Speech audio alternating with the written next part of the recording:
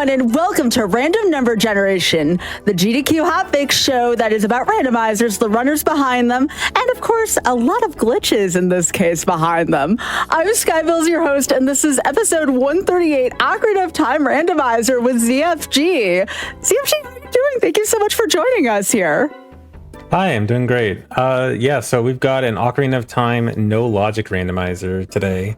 So this randomizer no logic means that normally most randomizers have logic to place items in specific places so that they can't be impossible.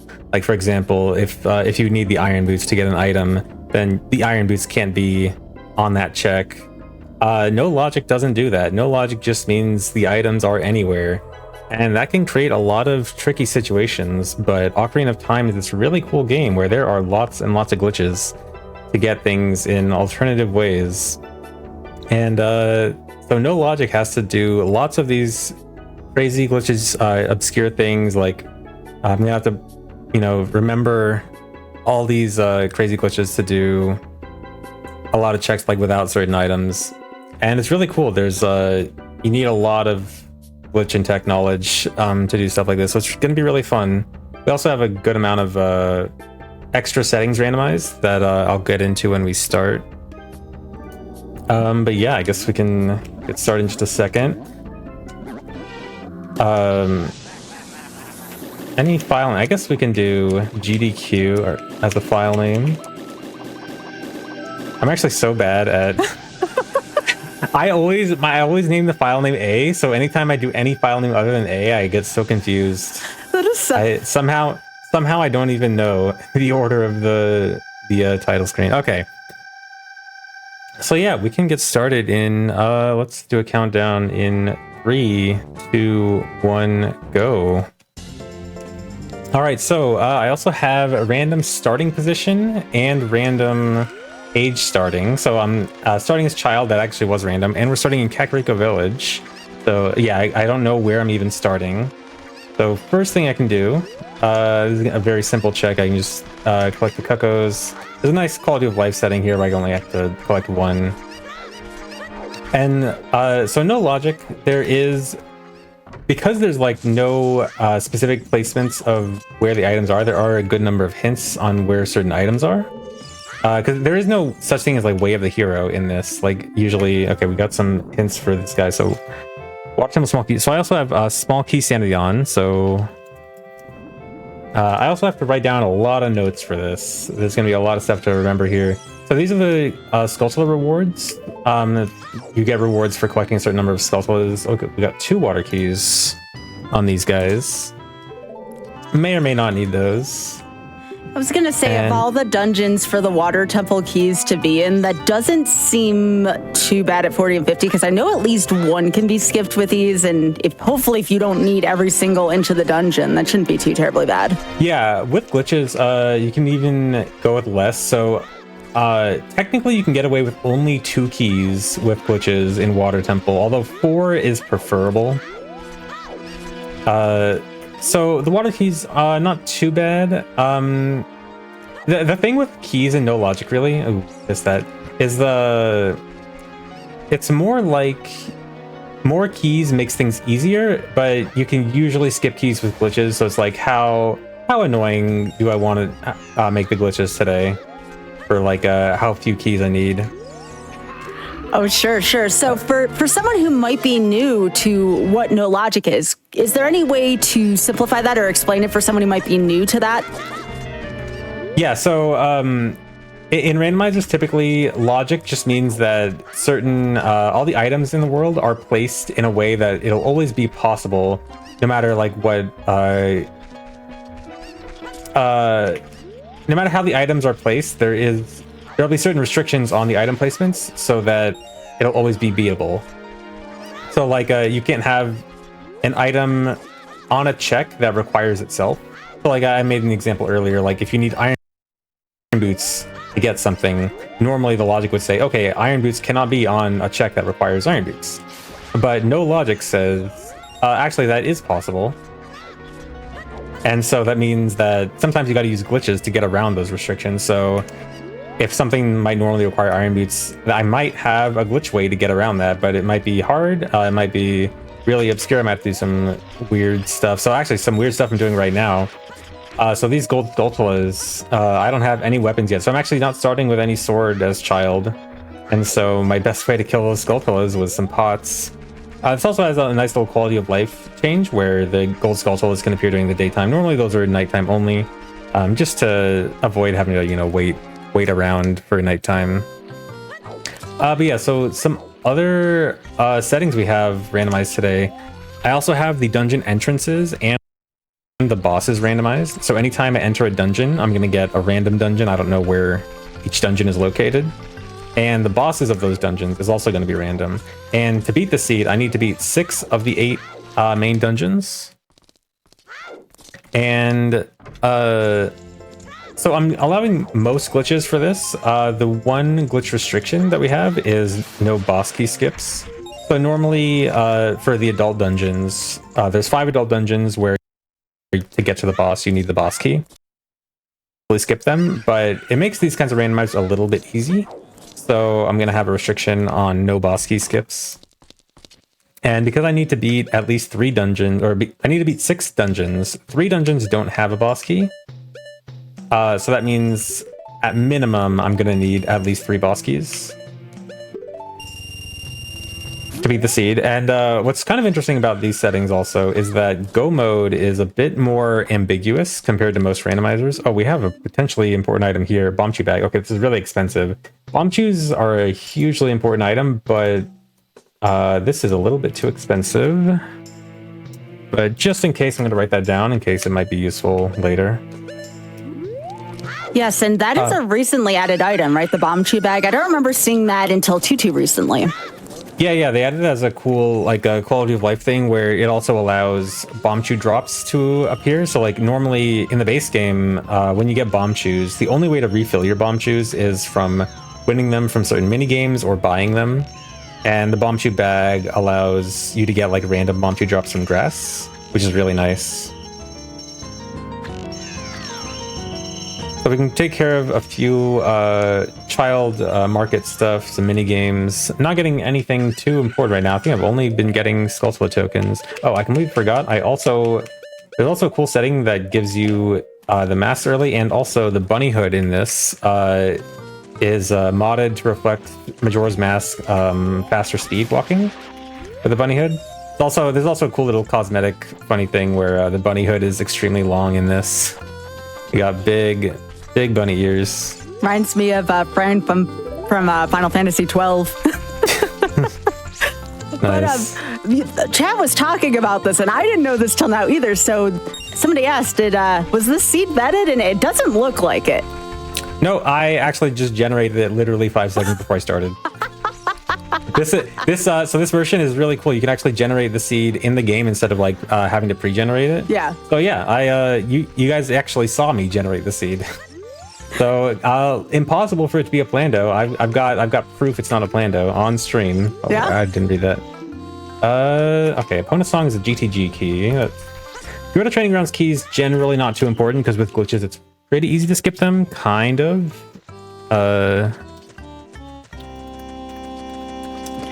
I think Chad is a little worried about the fact that the seed's not vetted, but I just think that means it's going to be more fun, you know? I mean, come on, if anybody can do this, you can. That's fine. It's fine. It'll be fine, chat. See? Okay. Prelude is bad. Some just in... I actually don't know what that... Some of the hints on this version are a little bit, not... For simple well chest. Okay. Some of the hints are not great, aren't worded super well, and so I have to sometimes like look up what hints they're hinting towards. That was actually underwater chest in Forest Temple. Never seen it written like that. So we have Door of Time open the seed so I can easily go between adult and child instantly. Usually adult is pretty good earlier on. Actually, in general, in No Logic, usually adult is better than child. Adult can just do things faster. Also starts with a sword, unlike child. So typically, adult can do some stuff faster and easier early on. Yeah, actually, so about the whole no logic and the seed vetting thing. So, on a serious note, like the actual odds of an impossible seed in OOT no logic randomizer, I would say that roughly maybe 2 to 3% of seeds are impossible. Like most of the time, you can actually use glitches to get around almost any situation. Sometimes with only some minor glitches. Sometimes you need to really get creative and think outside the box. But I would say on average, like you've got a 97, 98% of chance of being able to finish it. Also, something I forgot to mention that I have randomized is the enemies.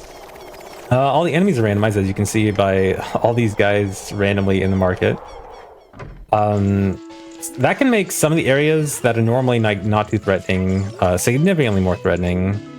Ooh, so we got a hint there that Poe guy gives me a prelude of light. That is actually pretty nice. I really like that. Getting warp song. Also, the warp songs are placed anywhere. Most randomizers usually have the warp songs only placed on other warp song checks. On this one, warp songs can just be anywhere. I love that. I usually use that setting myself, even in something a little more casual. I just find it makes things more interesting. I find that the time varies a little bit more. I just like the setting in general. Yeah, it's really fun. You never know what you're getting.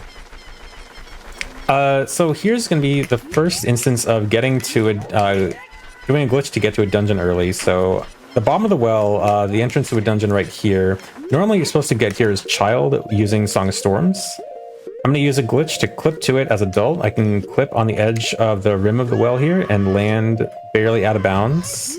I'm like standing on a tiny bit of ground out of bounds. I can side hop and jump slash past that wall that normally prevents adult Link from entering. And now we have our first randomized dungeon entrance. So bottom of the well leads to Forest Temple. So this early on in the run, I can't do too much in Forest Temple, but I can make like I can do one check. Chat's talking about the windmill going fast, by the way. I assume that's that's another that's another fun little cosmetic thing, is you can speed up the windmill. This version has a few fun cosmetic things. You'll see another one I really like later. Looking forward to seeing that. So when you're in a no logic seed, and now obviously you have more experience than many of us who would approach this. What is your methodology for doing this? Like, where do you decide where to start? Especially, is it just based on the items you have to the glitches you can do, I would assume? Kind of. So I would say the most important thing is actually figuring out the dungeons, like the dungeon entrances. So early on, my priority is like try to do areas with a lot of dungeon entrances and a good amount of check density. Like check density is also really important. Because in no logic, we have a hint about hookshot. Hookshot's in Shadow Temple. That kind of sucks. That's I like how you don't even, you're not even like, oh, well, that's not, no, you're like, that sucks. I love it. I like how candid you are already. This is going to be a great session. Yeah. So, so dungeon entrances are really important. Areas with high check density, because like in normal randomizers, your Sphere Zero checks are like statistically your best likelihood of getting good items. In this, like everything has the exact same chance of... There's an invisible enemy that just hit me. Cool. Dude, no, it's Skull Kid sniping me from across the map. Oh my god. Oh, yeah, I just saw that. Okay, cool. I don't know whose reactions are better right now, yours or chat's, because I'm getting like your reaction in my ears and then I'm seeing chat maybe about 20-ish seconds later, and chat's reactions to where the hookshot was really good. I love that. Yeah. So Shadow Temple, so I could if I get some explosives and a shield, I could do a good amount of Shadow Temple without hookshot. Depends on, also I need some keys. So Shadow Temple, that is probably the dungeon with like the most, the biggest difference between like how easy and hard it can be depending on your equipment load. Like if I can get explosives, shield, and some keys, I can do it. Hookshot makes it a lot nicer. Zelda's Lullaby makes it a lot nicer. But yeah, we can see Shadow can be a tricky one depending on my items. All right, we got a fire key. Oh, nice. I like the way that looks. Yeah, the medallions inside the key so you know what dungeon it goes to. I really like that. Yeah, it's a really cool quality of life improvement they have for like a little indicator on what dungeon the keys go to. So, ZFG, people are cheering for you in chat in form of the seconds that you'll take to complete the Dampe race. Thank you so much to everyone here from the ZFG community. Y'all are repping well. Yeah, hey everyone. See a lot of familiar names. I actually completely forgot. Did I get this checked? I did, okay. Oh, I do that? Okay, I'm glad it's not just me that does that for the record. I'll go back to something right away. It happens to everyone. Oh, we got a double fairy, nice. So, fun little fact about those fairies. So those fairies can only spawn if you're at low health, and it's what's called a flex drop. So it's a 1 in 16 based on your lowest lowest ammo amount. In that case, is that mirror shield? That's mirror shield. That is, if that's not a trap, that's huge. I do have ice traps on, so we gotta hope it's real.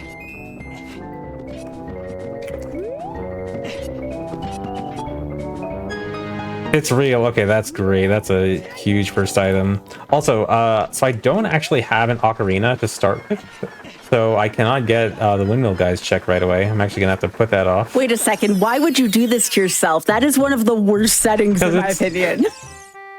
I like it. I like not having an ocarina. I like so the cool thing about when doing with glitches is that it's not only ocarina that you need. You could also substitute a bottle with it, because there's a glitch to use a bottle as an ocarina.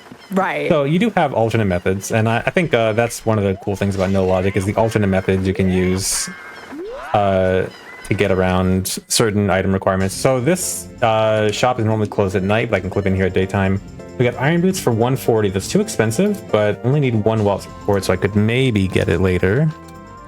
Right. I have to remember we're playing, ZFG is playing here. Doors and barriers, they're merely a suggestion. Yeah, we got lots of clips. There is actually a different way to also clip into the other shop there. There's 2 shops, but the other one I actually need a first-person item to clip into. I would need either hookshot or bow or something like that, which I don't have right now. Yeah, that's the only way I can do Mido skip is with one of those types of items, the first-person items. Yeah. So there's a wall here. You're normally supposed to blow this up, but I can clip inside it too, and this will let me check a gold Skulltula token check. So we can do a setup there, clip into that wall. I can climb this wall and get the item that I can't even see because we got Minuet. Okay, that's nice. That's a good warp song. Very good. ZFG hates doors. Yeah, so I'm understanding very quickly on this. Someone said, please ask about the fire meme. Huh? The fire kick W. Okay, yes, so yes. I'm writing down a lot of notes for this. There's a lot of notating I have to do for this. Yeah, no problem. And my note taking is not the greatest. I usually am like trying to write notes with one hand while I'm still playing, so I can make a lot of typos in my notes. One time I typoed fire key as fire kek W. Oh my gosh. Now, did you understand what that still means? Because you see, that's fine. Yeah, most of the time I do, like, I know what typos I make, so usually, like, I can see, like, okay, right now I've already made several typos in my notes. I have shoes written as Q's, like shoes written as CHUYS, but I know that's bomb shoes. Have you considered making a social media account where this is just typos ZFG makes? I feel like there's potential here. That might work out. I mean, I'd follow that. I think that's hilarious. That might be funny. Can I? Yeah, I can do this. Okay. So I don't have the hookshot. So Ganon's Castle, I also forgot to mention. Ganon's Castle entrance is also randomized. I can't do too much in here, but I can do a few more checks in here. I'm gonna pull this Armo statue. I think right here is good. Yeah, this is good. And normally I need hookshot to get the silver rupee up here, but I can do a thing where I get on this statue and jump flash to get this rupee without hookshot. See, there is a demand. There's a demand in chat for that. I just want to let you know this is something you can capitalize on, ZFG. Yeah, all right, good to know. Oh, we got ice arrows. Can I? No, I can't do anything else with that. So ice arrows alone. So ice arrows are pretty well known for not being that important. So there's actually two things I kind of can use it for.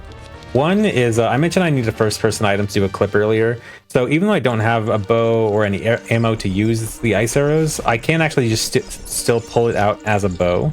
And so I can actually use that for certain clip methods. Oh, yeah. And also... the fake bow, right? Yeah, the fake bow. So I can pull out the bow. I can't actually like shoot anything with it, but it can actually be useful for some glitches. And then also, this randomizer has a cool setting called blue fire arrows, where when I'm able to actually use ice arrows, they can actually act as blue fire and melt the red ice that you find in Ice Cavern and swords found as adult. I'm also using the infinite sword glitch here. My sword is swinging infinitely, and this can be useful for killing some enemies quickly. So, and we got... when are we going to get randomly placed blue fire-esque doors? You know what I'm saying? Like, I feel like the blue fire mechanic slash the refrigerator rockets that can melt blue fire, I feel like that is not used as much as it could. So I wonder if we can use that to add doors. Again, I know you don't like doors, but I'm just thinking about that. It's actually really cool. There is actually one specific branch of OOT randomizer that does actually have it's rock randomizer, where the rocks can be randomized, and one of the rocks it counts as is the blue fire, or the red ice rocks in Ice Cavern. So there's kind of that. All right, so chat was saying as well, ask about the doorless % Ocarina of Time run. Yeah, I actually was going to talk about that. So there's a lot of cool challenge categories in this game, because there's so many different things you can do with all the glitches. People have made some weird challenge categories, and one of the most well-known ones is no doors. And so there was a challenge like, is it possible to beat the game without opening a single door? And that was eventually solved. It is possible to beat the game without opening a single door. And then it was moved up to, and you beat all dungeons without a single door. And that was a much more difficult challenge, but after several years of research, people actually solved it, and it actually is possible to beat the entire game, all dungeons, without opening a single door. And right as I open a door, and it uses some really crazy glitches. It's actually one of the most interesting. If you guys want to see a really interesting Ocarina of Time run, look up Ocarina of Time, all dungeons, no doors. It's also commentated. It's a fantastic run. It shows so many cool things. Fire key 105. Oh, that's the wrong place. So under this no logic set, how many pickups are there in a game like this? I'm afraid to ask this question, but I'm very curious. There's about 400. Actually, the version I'm playing has a cool auto tracker that actually has the number of checks. So the number of checks is actually on screen right there, at the bottom left of the tracker. I see it now. Yeah, so 431. That is a lot. Do you play with the pots and the crates and the freestanding stuff? Maybe not in this set, but occasionally do you? Occasionally, not too often. It is pretty fun when I do it, though. It does get pretty crazy. And then early game, now we already talked about earlier, someone's asking, how is the seed going? Well, I know that kind of disgruntled noise you made when you found out where Hookshot was. Yeah, it's a little on the slow side so far. I wouldn't call it too terrible quite yet. If it goes about an hour and I don't have stuff like explosives or bow or hover boots or hammer or something like that, then it might start to get a little bad. Mirror Shield early on is fairly good. I will say that's pretty nice. Yeah, I was gonna say. So there's something going for it. 431 is a lot. Don't get me wrong, but like there have been times where I accidentally dealt a seed to myself where it utilized freestanding objects, pots, crates, etc., and it got into the 1000s, and that's good. Yeah. But when you're playing an archipelago with friends and like your checks take over everybody else's, that's not such a great thing. Yeah, although the one thing is, usually the higher the check count, the faster you gather checks. So it's not all that bad. And also, oh weird, I didn't grab the ledge there. The number of things that I have checked so far is a little bit lower than it should be, just because it doesn't count peeking items. So like, for example, when I go in a shop and I see the items, it doesn't like count towards, oh, I've checked all those shop items because I've seen them. So it's also a little bit higher than it might seem initially. So I'm trying to do a glitch here where I want to do a jump slash without a sword in my hand. I'm gonna jump slash off this ledge, and you see Link just did a jump slash, but there was nothing actually in his hand. This causes Link's sword to get a glitch damage value, and now my sword actually has damage values of multiple items all in one. Also, here's the funny cosmetic thing I was mentioning earlier. Gosh. We have Gorons with long necks. So my sword right now has damage properties of like 20 different weapons in all in one. We got another Bombchu bag here, but I cannot buy it.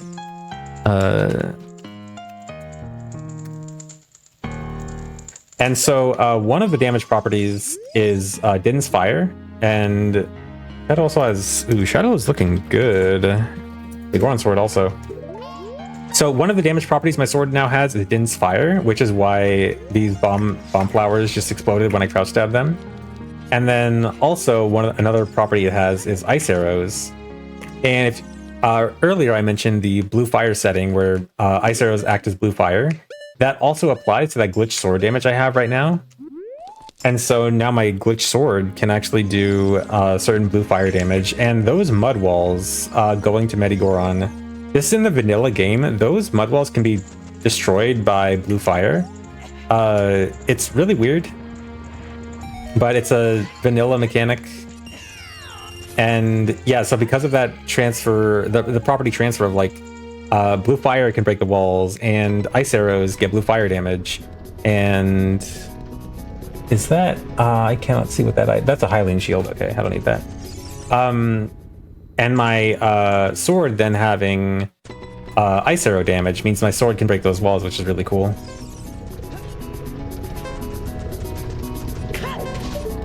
And I can use C up to peek that. There's a key there. I'll try to get that key. Oh yeah, so yeah, I also have randomized music. People are mentioning in the chat. I do have some randomized music on. You guys probably heard some Halo music just a second ago. There's a lot of custom music that the community has made into the OOT sound font, which is really neat. Trying to make chat nervous with this really short timer. It's fine. I got plenty of time. I actually entered and exited the top there to reset the timer, and then I can just grab that key and void out, and it loads me right back at the entrance that I came in through. Oh, I almost forgot. I want to check this guy, see if he tells me anything good. Gold Skull for claim check. That is pretty junk, so I don't have to worry about that. Yeah, we do have an instant replay cam. And again, I want to shout out to our wonderful tech, Richard. Richard does such a great job with this. And also Ray as well here on GDQ Hotfix. We love both of them. Huh? Instant replay cam, nice. Yeah, yeah. Production value, nice. I know this is from one of your mods, for instance. I said, ask ZFG about the bass koi or base koi, one of the two. Oh, yeah, it's... So, the regular version of Randomizer has a setting where, like, if you find an ice trap, it'll have it misspelled. And so one of the funnier, like, misspellings of items is boss key as bass koi.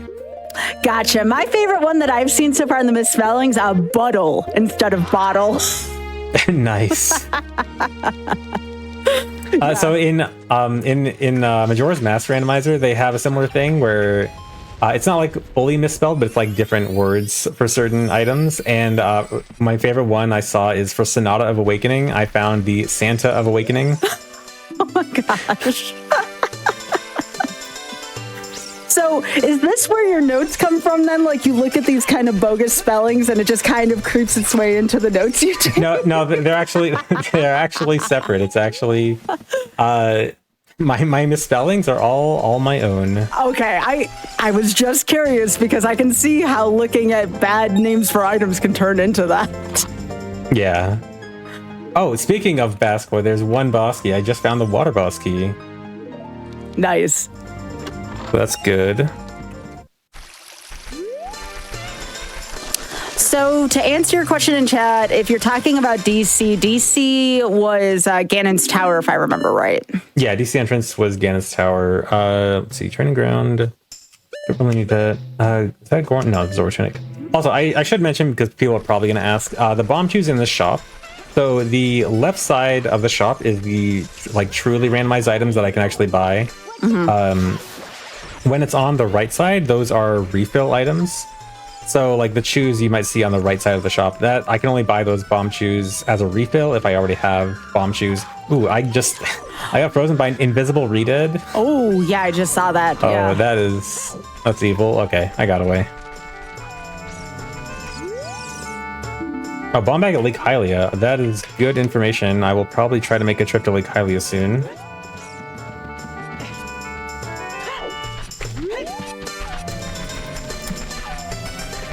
So again, just looking at your routing in general, this is so interesting to me because there's several ways. I mean, you can just walk over as Bunny Hood Link or run over in this case, or you probably glitch through a few things and just go that way. Yeah, so ideally it's I try to make it as easy on myself as possible where I don't have to do anything too crazy. At least early on, and then actually no, I can't. All right, I'll just write this down and leave. Oh, Jabu is Deku entrance. They haven't invented a way for Adult Link to do Jabu yet. I'm surprised. I thought you were going to show me no, it's some way. actually Okay. Actually, yeah. so there is. So technically, I could like do a hover off an enemy. I was just getting to saying like I want to make it as easy on myself as possible. early on, I don't want to do like the too crazy stuff because I can probably find something to make my life easier as it goes on. If things are getting rough, then I'm gonna have to start doing some truly awful stuff. Yeah, I see what chat's telling you to do. It looks like they like the music track that was in there. Oh yeah. That's a chat favorite song, Bomb Track. Gotcha. It's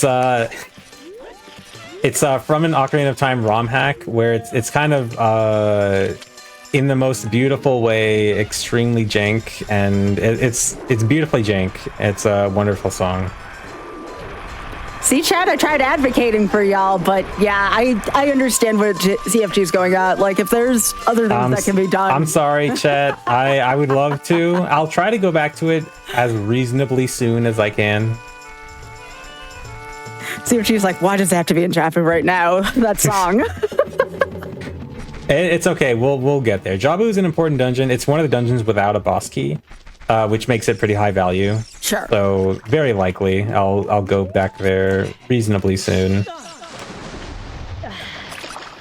So I want to head to Zora's River right now.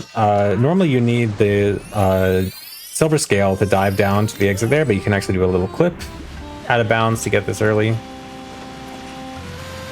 Okay, so ZFG does not like doors or gaps in the wall now, for anybody keeping track. Yeah. I love clipping through stuff. It does look sweet. Even when I don't need to. I have a bad habit of sometimes when I absolutely do not need to clip through something, I do it anyway, even if I have the item to do it normally. Sometimes you get too tunnel visioned and do glitches when you don't need to, but it's fun. Oh yeah, why not? So now we're on Zora's River, which is one of the reasons why getting Minuet early was so important. It's just this nice hub for everything.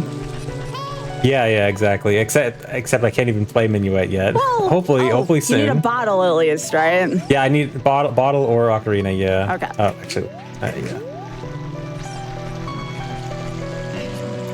Hey, chat. Look, I got as your word clapped by Morpho. Okay, it happens. We have a that's a fairly good hint. I got a hint for Nocturne of Shadow in Lost Woods' Child. Although it's the Ocarina game, there's this pretty infamous mini game in Lost Woods where you have to memorize the song. This version actually has a pretty nice quality of life feature to make it very fast. But I still do need. Is that a? What is that? That's a boss key? It is. Hold on, let me. Yeah, that I don't think I can grab that right now, but I can take a peek at it and see if I can see which boss key it is. Because this actually does have like different texture models for which boss key it is. So that's even if I can't get it right now, it'll be very good information. Oh, definitely.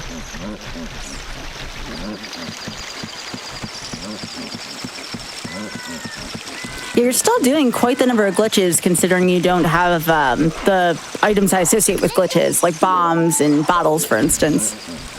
Yeah, there's those are definitely the big ones, but there's still a good number of glitches you can do without them. Although usually they're trickier.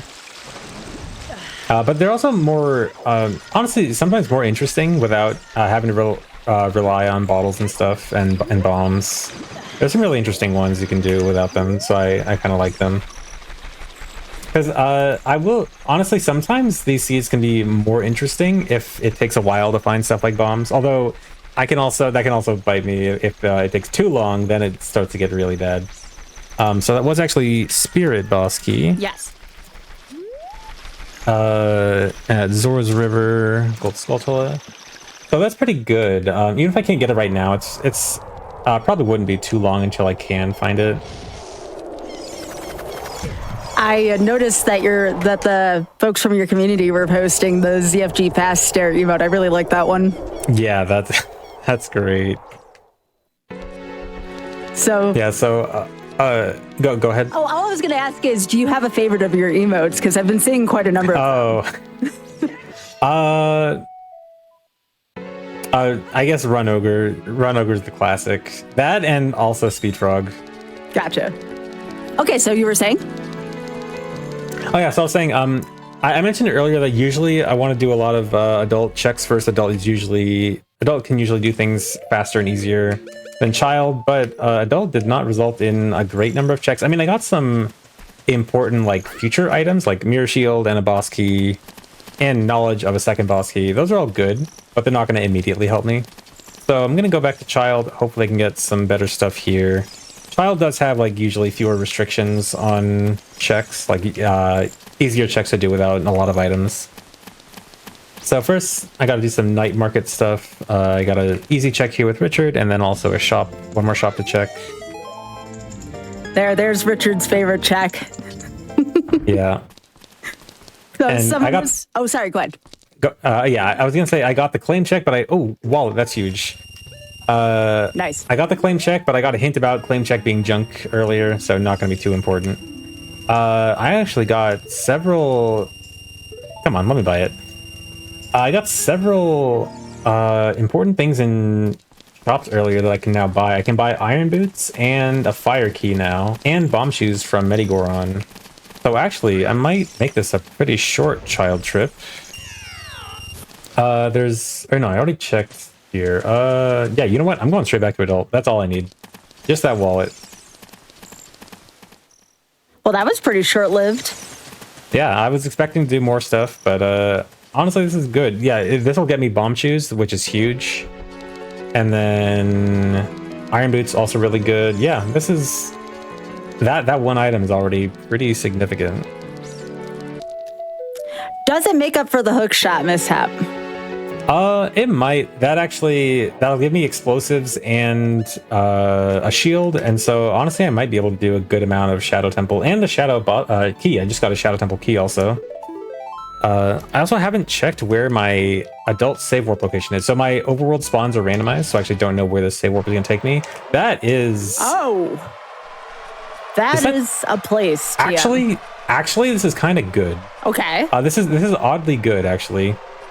Because this puts me pretty close to Spirit Temple. Whoops. I do have to do the Wasteland blind without Lens of Truth, although it's fairly easy. You have to do it a lot in speedruns, so I'm very used to this, even though I just failed it there. Oh my god. Okay, I usually do this with explosives, where I can usually do a trick called a Hess through this, where I slide backwards really fast. I'm actually not as used to going through it forwards, but that's fine. So yeah, this is kind of oddly good. Like, in most cases, it's kind of bad, but actually, I kind of don't mind this, because this gets me to Spirit Temple quickly. Spirit Temple, again, I mentioned earlier that checking the dungeons, because the dungeons are randomized, finding out the dungeon entrances is really important early on. And Spirit entrance is usually one that happens much later in the seed. So actually being able to do it, oh my god, I'm gonna actually die. Well, okay, being able to do this early on is nice if I can actually go through it. Oh, chat's having a fun time. Oh right yeah. now, Oh yeah. She's like, I don't even have to look at it. I know. Yeah, I'm gonna hear it from them. Yeah. So yeah, it's so easy. They were saying something about asking you about Glorp earlier. I assume that's another one of your emotes, maybe. Oh yeah, not my emote, but a fairly popular one. It's a 7TV emote. Yeah, but everyone loves Glorp. Gotcha. He's a little alien cat. But yeah, no worries about that. I can assure you, chat is having their fun time. I'll say, but that's about it. Chat will enjoy it regardless. I think they were just giving you a little bit of a hard time because you said it was easy. No, my chat would never give me a hard time like that. No, of course not. They're so perfect and so like 1000% supportive. Oh goodness, no. Going through the wasteland at night, jokes aside, it's not an easy feat, in my opinion. At least it's not a great thing to do. All right, so I did another glitch there. That sword, the glitch I did earlier to get glitch damage on my sword, I could do that again to light those torches. Again, my glitch sword damage has properties of Din's Fire, and so I was actually kind of lighting those torches with Din's Fire on my sword, which is really cool. Also, I saw a song on that gold sculpture that I can't get right now, even though it's like barely off the ground. I barely can get it. I'm pretty sure that's Song of Storms. Okay, that makes sense. Which is kind of good. It gives me 3 extra checks. Not the biggest and most important item in the world, but nice to have. Although I know that because I mentioned that, I know Chad is going to mention something about Song of Storms recently. I had a seed recently where it was going to be like a relatively short, easy seed, and Light Arrows was on a Song of Storms check, and I needed to blindly look for Song of Storms for 2 hours before I found it. And that was wonderful. So I hope I'm not jinxing myself by saying, oh yeah, that Song of Storms, that's not that big of a deal. You know that's going to happen. I mean, there's a reason why we've called it a commentator's curse for years. So for folks who don't know, so ZFG is one of the oldest speedrunners I know in terms of just someone who's been here doing it for this long. And I probably was a couple years after ZFG start. Well, you said 07, right? For your absolute earliest. Yeah. Wow. Yeah, back in the SDA forum days. Yeah, we were talking about that earlier with between the Woody page and all that, and that was 2013. So I knew about you back when we had the Woody page where Ustream was a thing, Justin TV was a thing. So it's kind of fun going back and talking about some of the things or tools or lack thereof that we used to have as earlier speedrunners. Yeah, back in the day, it was kind of rough back in the day. Dude, I am trying to see this. I think that's a boss key. No, it's a slingshot. Okay. Oh yeah, it's the Y. Okay, slingshot's still kind of good. But yeah, back in the day, things were pretty crazy back in the day with much fewer resources. I was busy writing down notes and get attacked by an invisible enemy. All right, so we have another dungeon here. Dude, the invisible keys got me. What?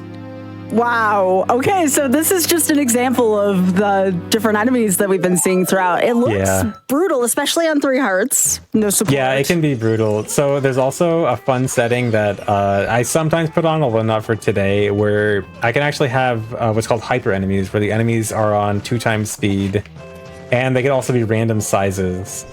And doing that can get pretty crazy. Especially with everything being random. Someone said in chat, we had CRT TVs at only 24 FPS. There are still folks out there who use CRT TVs. However, I believe most folks that are really hardcore into it prefer PVMs nowadays, as far as I know, at least. Yeah, I was a CRT guy. I actually recently decided that, it's time to get off CRTs. I was CRT gang for a long time, but I was having issues with a CRT, and I finally decided, you know what, I'm gonna stop being a boomer and just I'm just switching off of it. I mean, if you're a boomer, I'm Gen X in that in that analogy. I'm not that far behind you. Yeah, but I love CRTs, but I think it's time. So what do you use instead? Just like a monitor, or do you have a PVM? Yeah, so right now I'm on a monitor. I have a fairly good monitor, pretty low lag. To get into like more details about it, I'm actually really picky about motion clarity, and that's actually like the lag is not really the issue right now. It's motion clarity, and I'm kind of looking into getting a new monitor that will have like a better balance of motion clarity plus lag. And I sad story. I did get a new monitor for exactly those specifications recently, and the lag it had was significantly higher than specified. And not only that, it also had some like other issues with like some panel degradation. I had to return it, and so that was kind of sad. I had what I thought was going to be my monitor that solved everything and didn't. So I wanted to switch off of CRTs because I was thinking, you know what, CRTs sometimes they're a bit obnoxious to work with, and the monitors seem simpler.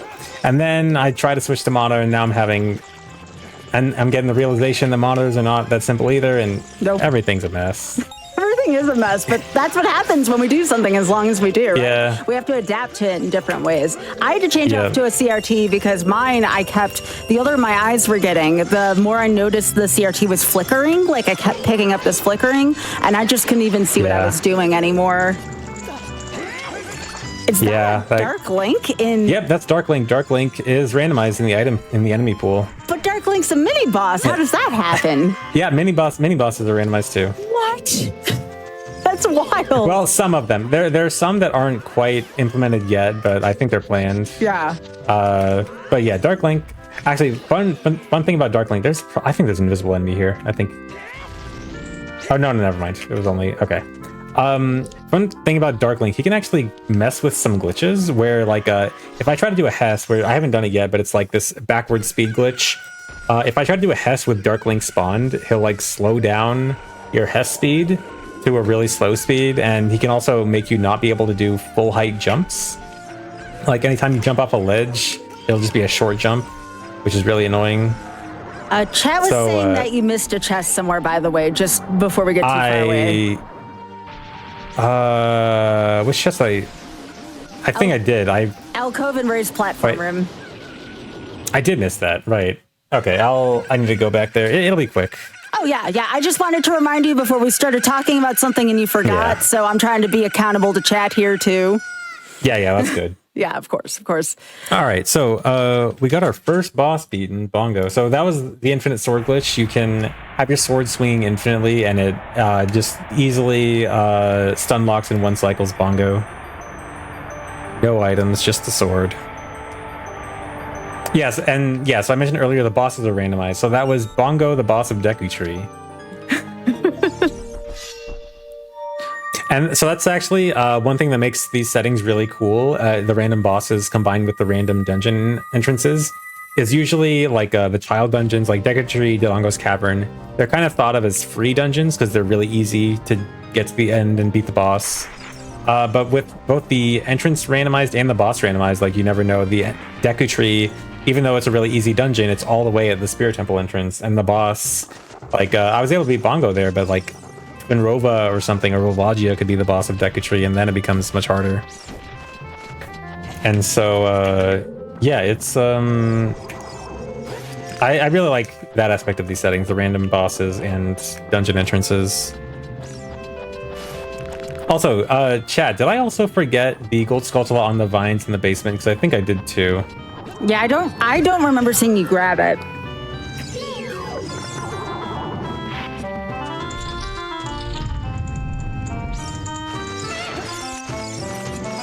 Please be ice trap. Oh yeah, if I go back for this check and it's an ice trap, that would be fantastic.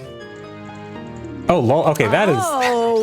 That's very, very good that I went back for that. I mean, I am not one to do this typically. Also, Adult Link with the Deku stick. That's pretty sweet. Yeah. But check out a saying to you there, CFG. Yeah. It happens. It's not the most unlikely thing. You know what? Okay, there's a lot of checks. I gotta remember a lot of different glitches. There's so many things I gotta keep track of in this. It happens. I'm sorry, I have to give you a little bit of stuff because, again, I'm kind of like that surrogate for chat, so I kind of have to. It happens. Even after doing this for so long, it's still hard to keep track of absolutely everything. If I have learned anything, chat is, I know what was about to happen there. Chat is one of the most resilient forces out there because, trust me, I took them on the Oregon Trail and they still survived back in SGDQ 2015. Like, chat just does not, they don't know how to quit, Yeah.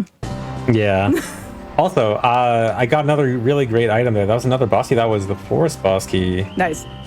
So, yeah, we're actually doing the item situation in this seed is actually pretty interesting. Where a lot of the items I need for like beating bosses, I've got 2 boss keys and a hint for a 3rd. I've got Mirror Shield. I've got Zelda's Lullaby. Those are all great, and I don't have stuff like explosives or bow or hookshot. So like the things I need for like beating bosses, it's going well. The things I need for like movement, glitch tech, like being able to do extra checks, that is not doing so well. So kind of interesting. It's kind of not a little bit unusual, but like in an interesting way. I do want to remind folks, too, that might be watching this at a later date on YouTube. Please be sure to follow ZFG at twitch.tv/ZFG1. And do you have a YouTube as well? Yeah, YouTube is also ZFG. Okay. So what do you do typically on YouTube? Is it a lot of the same? Do you do shorts? Do you post VODs? Yeah, my YouTube is a lot of highlight videos from streams. Okay. So if you, for the people that like can't really catch full streams and want like little more bite-sized highlight videos of the streams, it's good for that. And also I dual stream my streams on YouTube. So also if you're not really a Twitch watcher, I also have all my VODs on YouTube as well. That's awesome. Yeah, the dual streaming for Twitch partners has definitely been a useful thing, especially in the past 6 to 8 months or so. Yeah, dual streaming is really great, I think. As much as I prefer Twitch, it's nice to have like the easily accessible VODs on YouTube. Oh, sure. Yeah. Someone said, imagine ZFG doing shorts. I just gave ZFG some social media content. Okay, so I kind of do shorts. I mean, there's like some like stream highlight shorts, but also there was a short amount of time where I was doing like glitch highlight shorts where like I was explaining a glitch in shorts, and they were actually really popular, and I meant to do more and didn't get around to it, but like a lot of people like them, and it's actually like, I know it's fun to hate on the shorts format, but like that's actually one case I think is actually really good for shorts, like little like hey, here's a fun glitch in OOT that you wouldn't really make a 10-minute video for. If you ever, and I sincerely mean this, if you ever do the ZFG nodes social media thing, please let me know. That is something I would very much enjoy. Yeah. that would be pretty funny. So how often do you do randomizers lately? I know a lot of folks have referred to randomizers, thinking of Spike Vegeta in particular, as a part of the speedrunner retirement community, which is kind of a joke, but it's also, there's some kind of truth to that. I've been bouncing back and forth. So for a long time, I was like 90% speedruns, and I do a randomizer every occasionally, like now and then. And then I did a long stretch of randomizer where I'd be doing mainly randomizers for a long time. And now I'm kind of like flipping back and forth between rando and speedruns. So right now I'm kind of doing a little bit of, so I used to do a lot of Ocarina of Time 100% speedruns. And it's been a while since I did that, and we're working on like rerouting and testing new stuff for routing right now for 100%, and then also doing some randomizer on the side. And yeah, people definitely were calling me like speedrun retired because I was doing so much rando at some point. Yeah, I was. Yeah.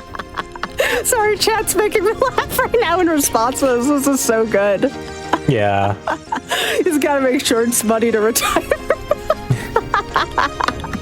Oh yeah, the shorts. Oh yeah, the shorts money. Oh yeah, there's so much money in the shorts. Oh yeah, my 15 cents per short.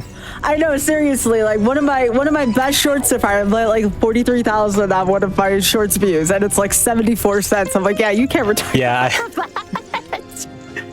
I think I have a short with like a few 100,000. Oh my god, bow, that's huge.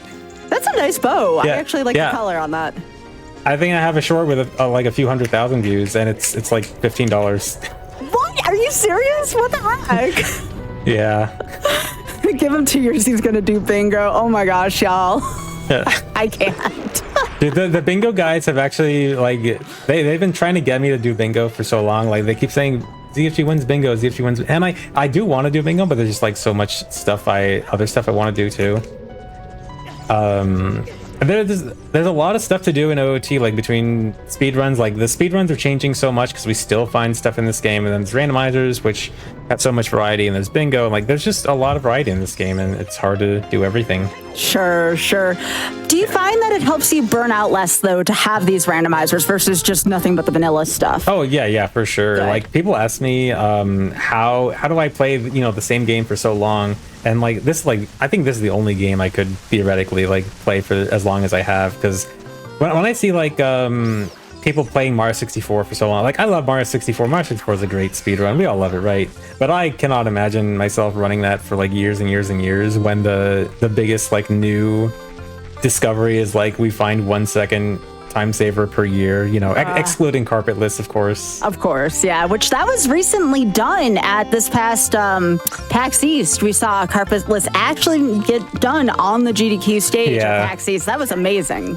Yeah, that was true. I was actually really excited when carpetless was first found, because my first thought when it was found was like the initial setups they found was like, this looks like an OOT setup. Because like OOT, like I know a lot of the Mario guys would sometimes make fun of OOT speedruns for like, it's all setups. You just do like 13 backflips and 15 side ops and turn around and step on your right foot and all that stuff. and then so it's like so funny to see OOT style setups in Mario 64 runs. I mean, it was still 64. I mean, the engine's similar. And as far as I know, like, this is like the era where we start to clip through things. We start to ignore doors. We start to ignore walls. Like, at least in my experience, the N64 is when that started to happen. As someone who's a 2D speedrunner, I don't really do a lot of, like, clips and stuff like that. Yeah. Because I'm going back to like again why I like this game so much, why I speedrun it so much. I just really love glitches and like finding ways to break games. Like when I got into speedrunning, it wasn't necessarily for the going fast aspect as much as it was the glitch aspect. Like I originally just liked I looked like looking up glitches in all my favorite games on like GameFAQs and Cheat Planet. And you're showing your sorry age, CFG. I'm sorry if some people's bones turn to dust when I say those words. Oh yeah, I felt that. Dang.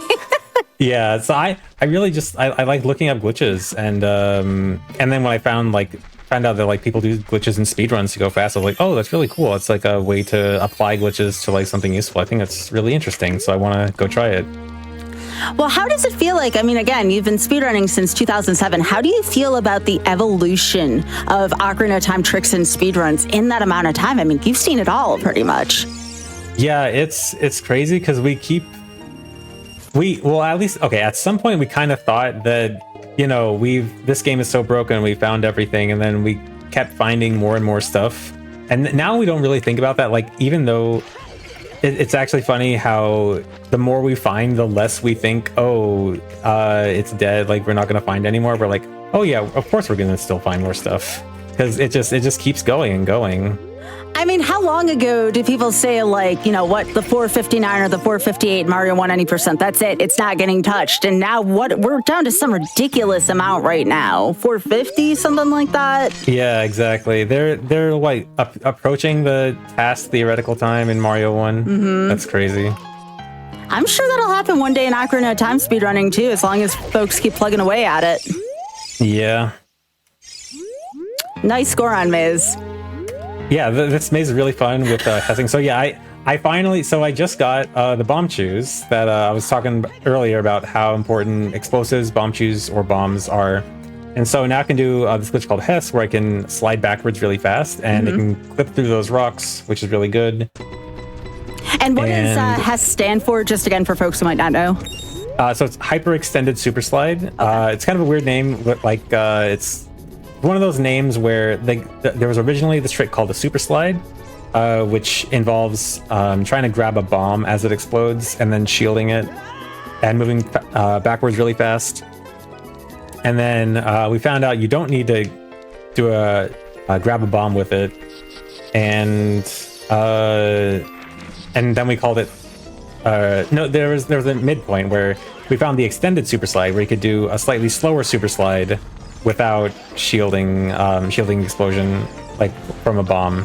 And then we found out you can actually do it at full speed, so then we went with hyper extended super slide. So it's this weird those names where like the name of something it's not super accurate because it goes through multiple different changes from original discovery. Sure, it's one of those cases. It's like a game of telephone almost, or the yeah, exactly. Yeah, I get that. I can't kill this guy. Yeah, you seem to have issues with Redead and Gibdos today. Like, I don't mean to call you out, but also, again, if I don't do it, chat's gonna be disappointed in me. So they're rough when it comes to enemy randomizers. Because okay, when you're speedrunning, you're taught okay, you can just run past the enemies. You don't need to kill the enemies. Yeah. Just run past them, just tank them, and it doesn't totally work with the Gibdos and the Redeads, and so that ends up happening. Also, I want to point out something else that ZFT is doing that doesn't seem very obvious, but it amazes me every single time you do it. When you go to look at a check, you don't take long. You literally, it's like one glance, and I have to process what I just saw, but you're already like another screen over from there, so I find that really impressive. Yeah, there's a handful of items I want. That is actually a pretty good item. Unfortunately, I don't know if I can actually... Oh, I should... Okay, I think I can get it, but I'm gonna have to do something a little weird that I'm not used to. I'm gonna try it in just a second. So that item in that ice is Furrow's Wind. Mm-hmm.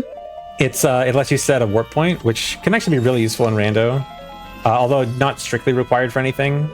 Let's see if this works. I'm gonna have to do a trick called a weird clip, where I can kind of clip through certain rounded collision. There we go, I got it. With I can roll into an explosion, hold down, and try to take out a first-person item, in that case, the ice arrows. And that lets me clip through that red ice, and so I can get that Furrow's Wind early.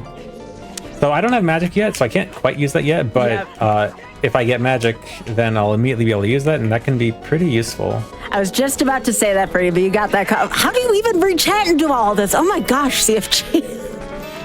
Dang. Just a lot of being used to just doing it for so long. Sure.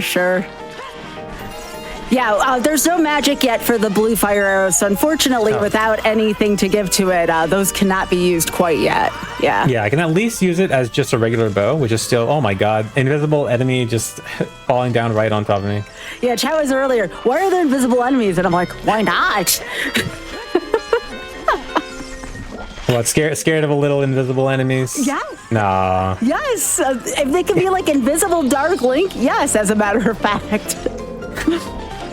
Oh, this is so impressive. I haven't seen... So is this a dev branch you're currently on right now? So this is called Ship of Parkinian. It's the PC version of Ocarina of Time, and so it has these extra... so it's like a kind of completely different build of Ocarina of Time randomizer, and they got a lot of custom builds with custom settings and stuff. It's really cool. You can do a lot of extra stuff on that. I'm gonna have to give this a try at some point because there's a lot of features here I haven't engaged with, but it looks pretty awesome. Very terrifying, but pretty awesome. Yeah, you can do some like pretty horrifying things on this. So there's actually a setting for so you know 1-hit KO. Like people sometimes do 1-hit KO. I'm not the biggest fan of it on its own, but there's also the setting where you can have your file deleted if you die. Yeah, I watch Majin Phil does that on a pretty regular basis. And he was actually one of the people that talked to one of the devs to get some stuff implemented with that. There's also this other cool setting where you can have it so every time you get hit, you lose a heart permanently. And then if you lose gloom damage. Yeah, gloom mode. Yeah. Exactly like it's named after the gloom from Tears of the Kingdom. Yep. And that's actually a really cool setting you can do too. So I actually did runs of that for a little bit. And it's really fun, like having to play the game completely differently, where like you really have to pay attention to every single enemy. You cannot get hit at all. Like a single enemy is, you know, permadeath style like damage. It's actually really interesting. Do you enjoy that though on any given day, or do you kind of have to be in a mood for that mode?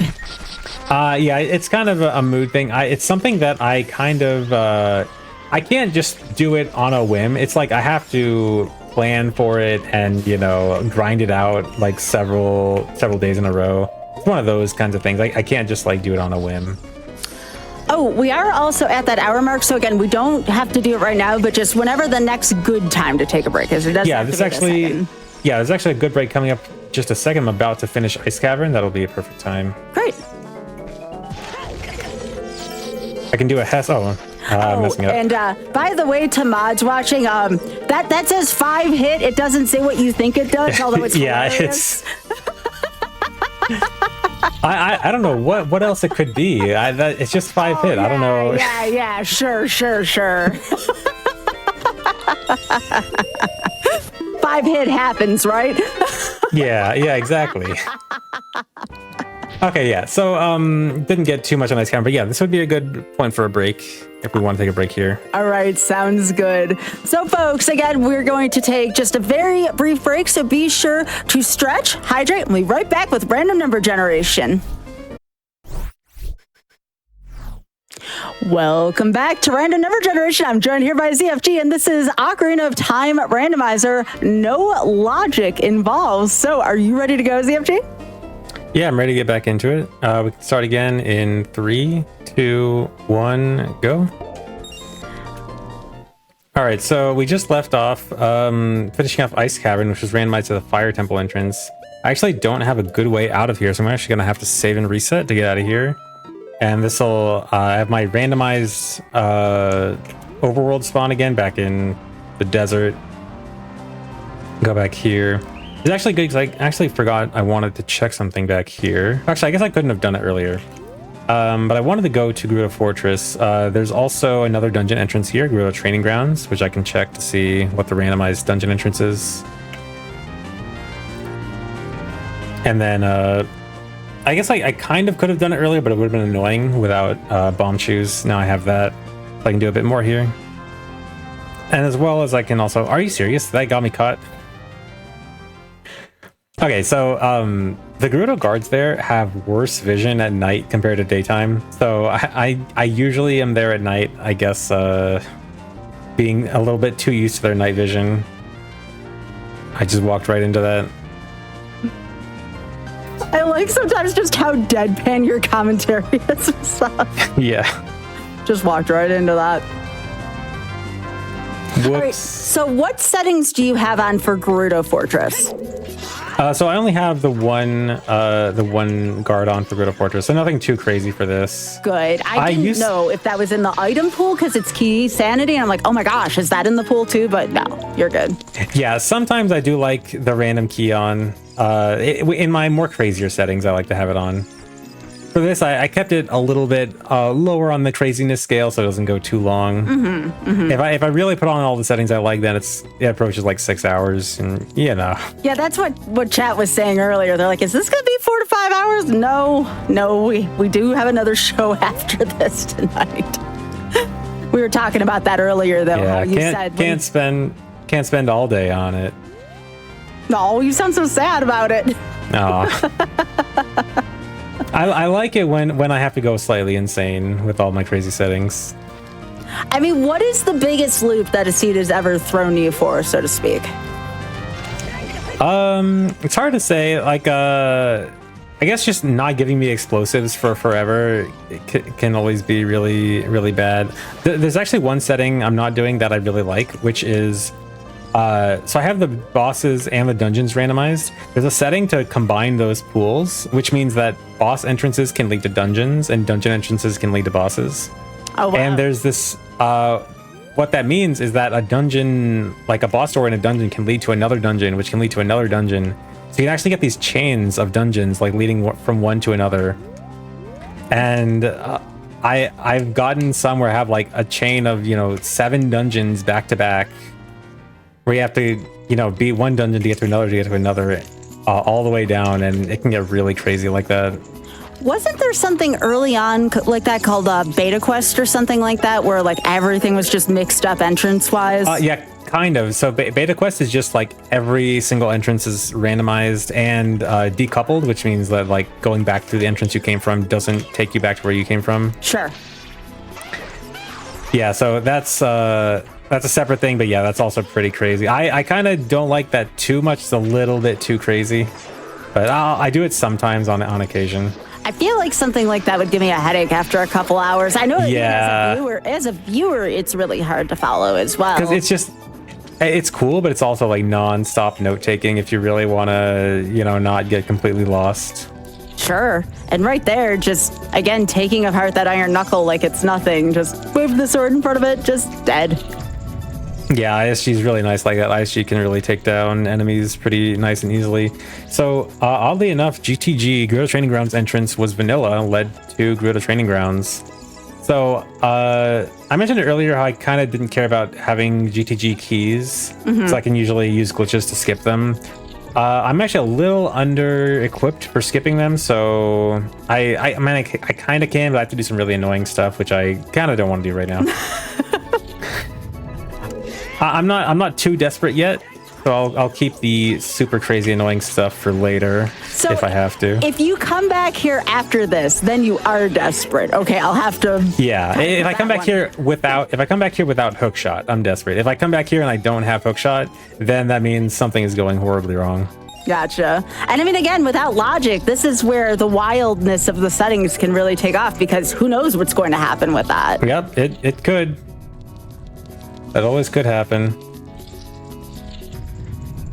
So you're just here getting a few checks right now, like nothing major. Yeah, you're leaving. Yeah, anyways.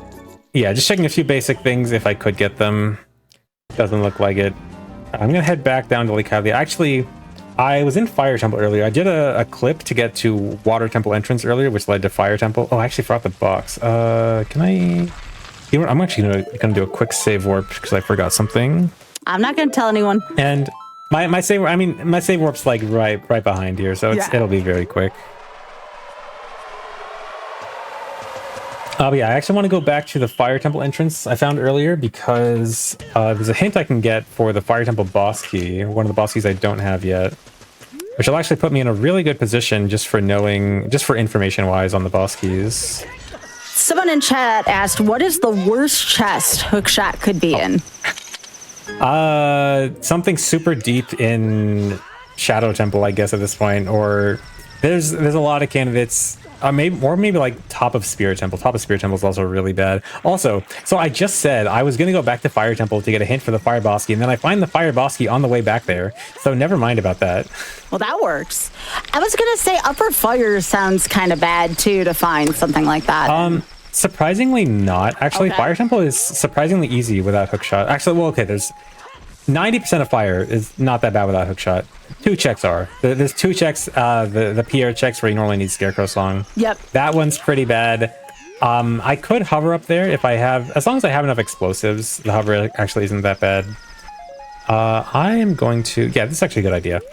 So I don't have to go back to the Water Temple entrance now, but I actually do want to go up to Zora's Fountain.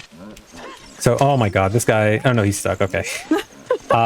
That Stalfos was scaring me, but luckily I think I'll be fine as he gets stuck in a corner.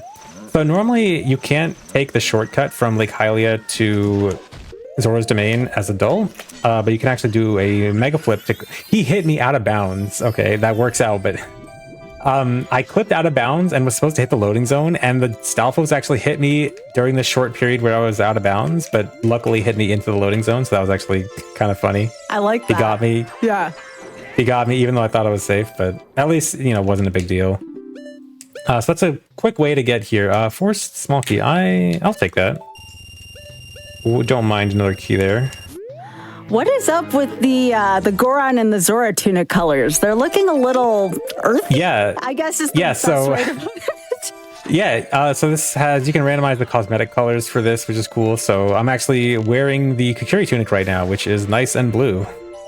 And the Goron tunic, I can't even see that. The Goron tunic color earlier was also, in that shop there, was also a bit weird. Yes, it was. So King Zora up here, King Zora's frozen in red ice right now. I'm going to read this sign, and by reading that sign, he will magically be unfrozen when I come back in a sec. Wait a second, does that work in any iteration of randomizer? Yes. Oh. So it's not quite as simple as just to read the sign. So more specifically, what's happening is that you have to read the sign and have the camera pan towards King Zora as the text is on screen. There's actually, so depending on your settings, it can be a little bit easier or more difficult. So if King Zora is not moved from his original position where he's in the center there, it's actually a lot easier. I have the harder version on where he's moved to the side, so it's a little bit more precise. But yeah, you can, if you just read the sign in just the right way while he's off screen and comes on screen during the camera pan, then he gets unfrozen like that. He did not end up giving me a good item, though. Oh, it's still cool to see, though. Yeah, it's a fun little thing. And I got another instance of trying to do what's called a weird clip. I did this in Ice Cavern earlier to get Furrow's Wind. I'm going to try to do it again to skip Silver Gauntlets, needing to... Okay, here we go. To skip needing Silver Gauntlets for that rock. That one's a bit tricky, especially doing that with bomb chews. Doing it with bombs, the timing is really easy with bombs. With bomb chews, you have to be really fast on pulling out the bow and then also rolling like almost frame perfectly. And this lets me check a gold skull up here. This seems to be a skull location that everyone forgets about. Yeah, this is one of the most forgotten for sure. It's a boss key. Okay, I can get this. It's gonna be a little awkward. So I can do a bomb hover where I shield damage. I get the infinite sword glitch and then shield damage in the air. And then this lets me hover in the air, and if I do it repeatedly, I can repeatedly do it to gain height, and this will let me get this early. And here's my shadow boss key. All right, that's actually, we're doing super well on boss keys. That's 4 out of 5 boss keys, and I even have a hint for the last one. So that's huge, actually. My regular item set is not super great, but having all the boss, essentially all the boss keys, is super nice, as well as mirror shield. I can also peek what's down here. That's a heart container, don't need that. And then we can get, go ahead. Is today actually your birthday, or is this like an orator type move? No, yeah, that's joke. Every day is my birthday, apparently. Oh my gosh. So It's the orator meme. Gotcha. Yep.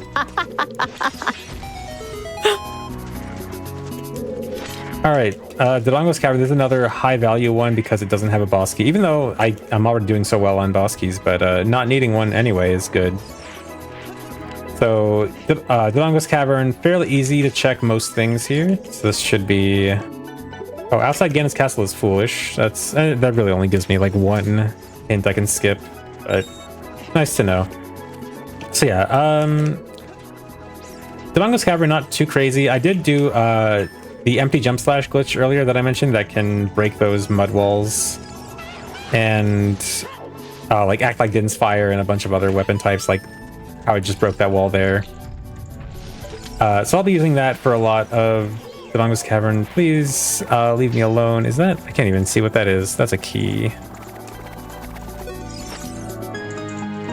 Another water temple key. Okay, cool. I need to see how I'm doing on keys. So I've got 2 forest keys, 3 fire, 3 water, 1 spirit, 1 shadow. So, in no logic with glitches, you don't quite need all the keys for dungeons. Usually, you can usually use glitches to skip a good number of keys. So the thresholds I usually like to hit are 2 forest keys, 4 fire keys, 2 or 4 water keys, depending on how annoying I want a water temple to be. 1 spirit key is fine, but like 2 or 3 would be nice.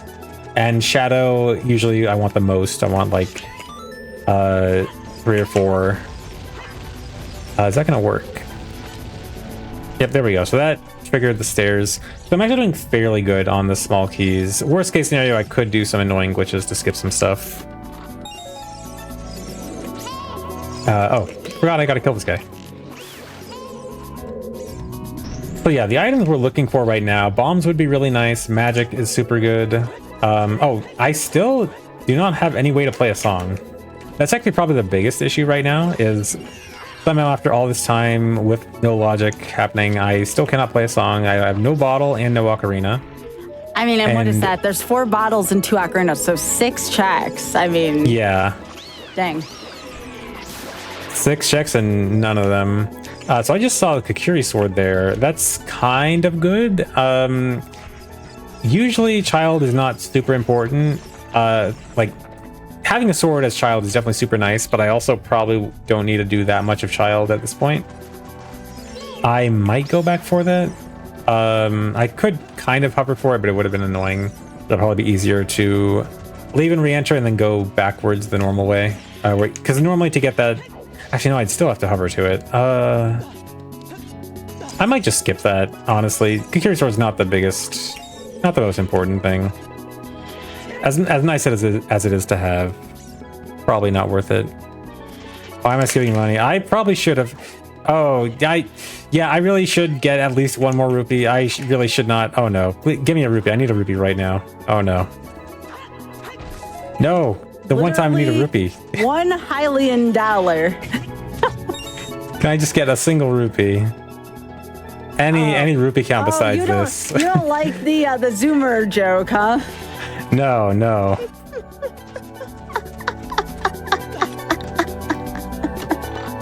Okay, there we go. We're out. Aww, we're out of the curse zone. Chad's gonna be sad about that. Chad just had to notify me of my rupee count. I mean, y'all told on yourselves there.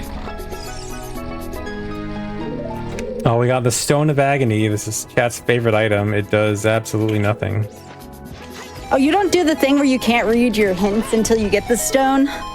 No, I kind of used to like that setting, and then the more I play with it, the more I'm like, it's kind of annoying to not have any hints for, you know, sometimes the entire rando. Especially, sometimes playing with no hints is fun, but especially in no logic, like when you can't even like follow logic, it's hints are like more important, I think, in no logic. No, I could see that being a thing. Yeah. Oh, didn't mean to do that. Extra quiver. I can always use some more arrows.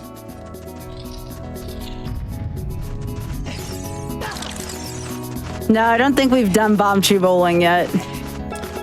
No, not yet. I think, did I ever pass? No. I have not even had a chance. I haven't passed Bombchu bowling with having Bombchus yet. So it's not me forgetting. I just haven't actually had the chance. Well, you said you don't spend a lot of time as Child Link, if you can help it. Yeah, exactly. Oh, dude, there's... Okay, I dodged it. There's a wall master. Right at the last second, I heard the sound of a wall master. I'm like, no, I cannot let chat see me get caught here. Oh, it's just a comedy of errors at that point. Yeah. All right, so we got another boss coming up. Vanilla boss, King Dodongo. Actually, this will be pretty interesting. So, King Dodongo, normally you're supposed to throw bombs in his mouth, and I don't have bombs. But Bombchus actually do work.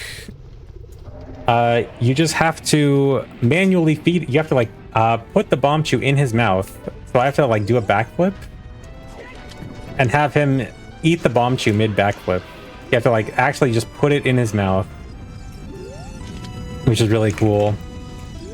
And then for the second one, I can do a ground jump. I try to pick up that bomb flower while shielding and targeting. And that lets me actually do a jump off the ground so I can put the Bombchu in his mouth. And that's how you can beat him without bombs. Yeah, here comes the airplane. You're literally doing Here Comes the Airplane with King Dodongo. I never knew you could defeat King Dodongo that way. That's sweet. Yeah, it's really cool. It's an old low percent strat. It was found for ways to try to skip bombs like long time ago.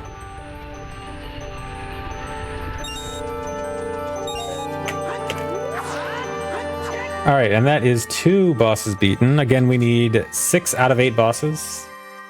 We've got 2 down. That's fairly good, actually. And then, so still working on checking all the dungeon entrances too. So I actually know a pretty good number of dungeon entrances. We've got one more here, Jabu. So Jabu, you are not supposed to get into Jabu as adult. There is just ice replacing where Jabu would be as child. The loading trigger for Jabu actually still exists under the ice. And if you clip into the ice, you can actually hit it as adult. So I'm going to do a combination of a hover and a mega flip, where I'm going to look for a specific frame of this Bombchu flashing and hover just above the water. And then I'm going to set up for doing a mega flip mid-hover.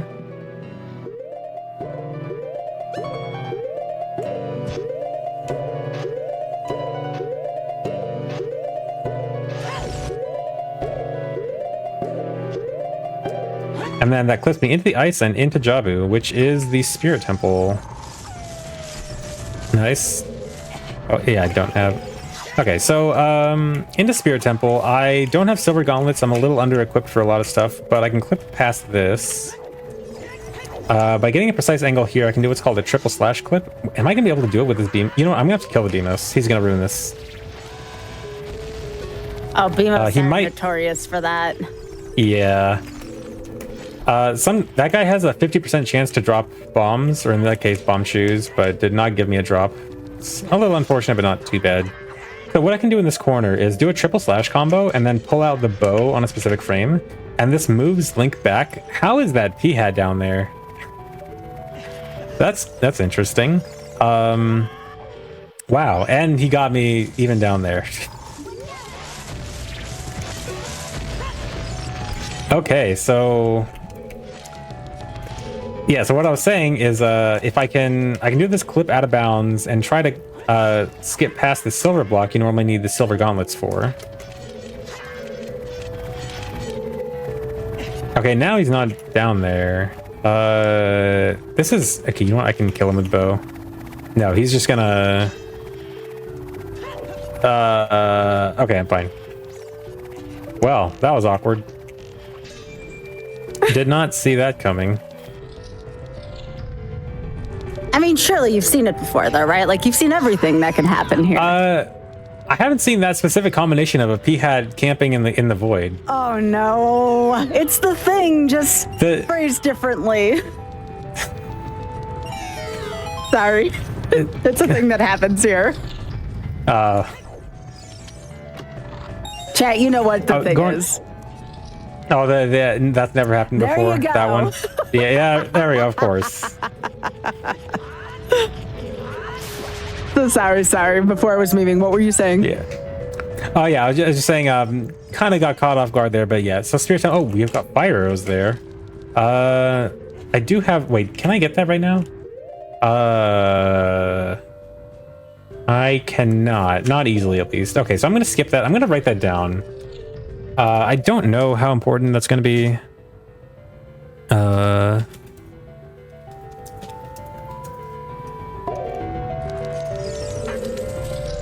If I had the hook shot, I can do this weird out of bounds clip to get it even without Song of Time, but for now I think I'll skip that. So anyway, in Spirit Temple, I do have the Spirit Boss key, right? No, Spirit Boss key was the one that I couldn't get yet. I actually could go back and get it now. But I guess for right now, I'll just do a few checks here. And Skull Kid is hitting me through the statue. The enemies here in Spirit Temple are ruthless today. Okay, we got a health refill there.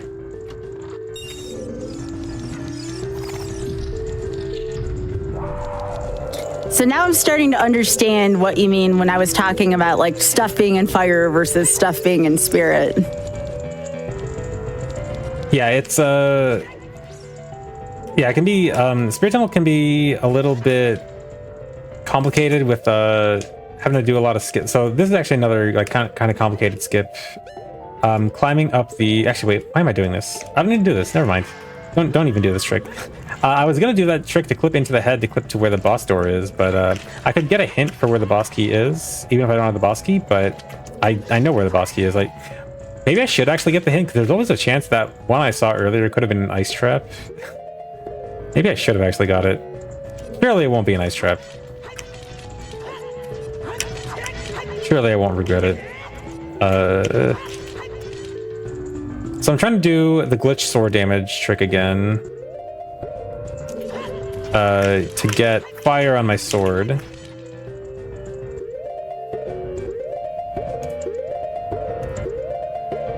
Here we go. Yeah, surely the odds of it being an ice trap are low enough that I don't have to actually worry about it, right? Surely. I mean, depends. It'll be funnier, you know what, if it is an ice trap, it'll be funny. Oh, of course. For the content. Always.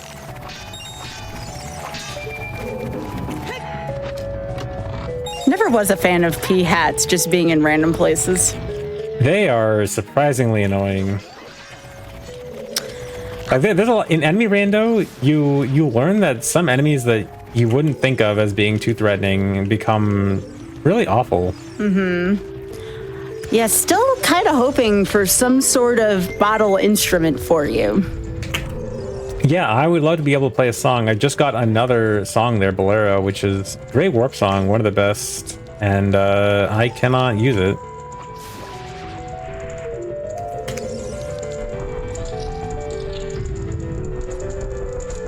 All right, so I can get like 1 or 2 more checks in here, and then I'm probably going to be temporarily done with Spirit Temple. There's an Iron Knuckle on his way.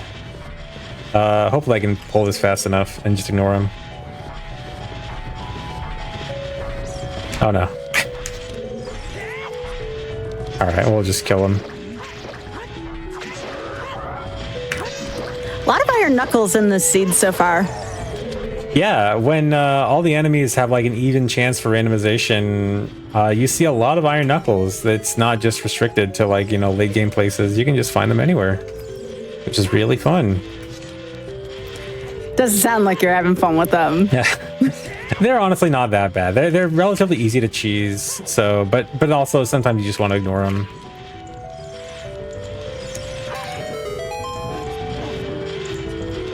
All right, so we got a chest here. Another song, Serenade. There's actually like 3 of the best warp songs, and I know where Nocturne is too. We got a key there. What key is that? Do I care about that? That is Bottom of the Well. Do I have a Bottom of the Well key yet? I don't. I probably... Yeah, I'll go for this once.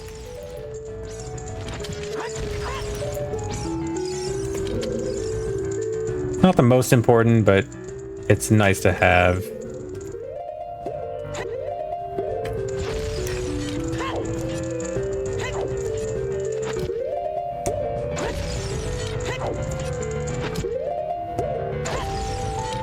Just giving you a moment to focus here. This looks tough. Yeah, it's a bit tricky. Ooh, I'm in a weird position here, actually. I think I have to just hope that this works. Wait. I do like... I think I got it. Okay, I got it. Nice. Yo, let's go. Very nice. So... go ahead. How long did these tricks take you to learn, ZFG? It's kind of hard to put an exact number on that because I kind of just learn the glitches as they're found, or like as I find a need for them. Like a lot of times in Randall, I'll have to look up things that like I know I've seen a video of it, and I have to just like try to look up this video with like 28 views on YouTube and kind of just learn as I go. But like getting good at these glitches in general, like when I first started, it took a very long time to even get down some basic stuff like super slides and hovering like early on. But as I played a lot, just like learning the mechanics of the game, like the biggest thing is just like learning how the mechanics work. And then the more you learn about the mechanics, it's easier to learn the new stuff. But definitely early on, it takes a lot of trial and error and figuring out a lot of nuances to how the mechanics work. But then once you get those down, then it's a lot easier to learn the bigger stuff. But there's a lot to it for sure. So I do know that there's Spirit Boss Key here that I need to get, but I also need some explosives to hover to it. So I'm gonna grab these bomb chews. That's actually some really good luck there, getting 3 from one patch. Then I'll go back up and grab that boss key, which is surely not a nice trip. Yeah, the 144p 10 years old videos, love those. Unlisted too. Oh man. And probably somewhat blurry knowing them. Yeah. On a bad emulator that has really, really glitchy textures. On VHS, yeah. Oh, yeah. Or that's how they used to submit speedruns back when ZFG started. Yeah. I actually barely missed the VHS window. I actually started with a fancy DVD recorder. Oh, dang.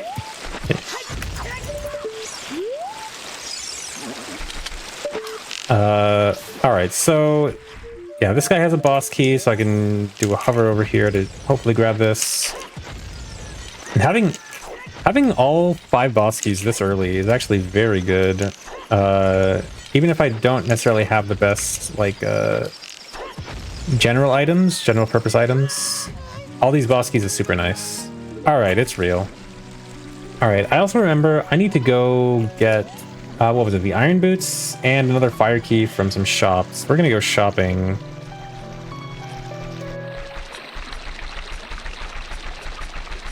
I was hoping to do this earlier, but didn't really have the best opportunity earlier.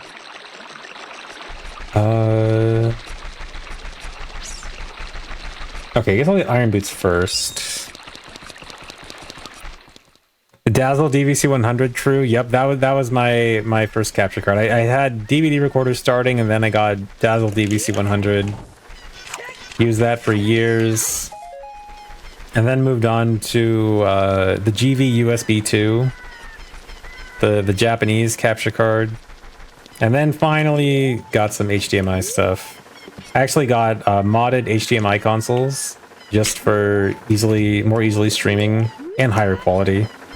I've got a modded Wii and N64, both that output HDMI, and simplifies so much, so nice.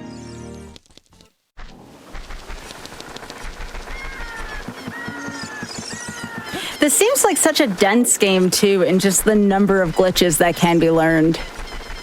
Yeah, insanely dense. Like, I think this game has an argument for, like, one of the glitchiest, like, most broken games of all time. Honestly, like, I'm obviously biased, but I would probably say that it just is #1. It's got, you know, stiff competition from, like, Gen 1 Pokemon and Donkey Kong 64, but it's insane how much stuff there is in this game. I mean, sure, this was probably one of the most popular games to speedrun, so if there were more eyes on it, more stuff could be found.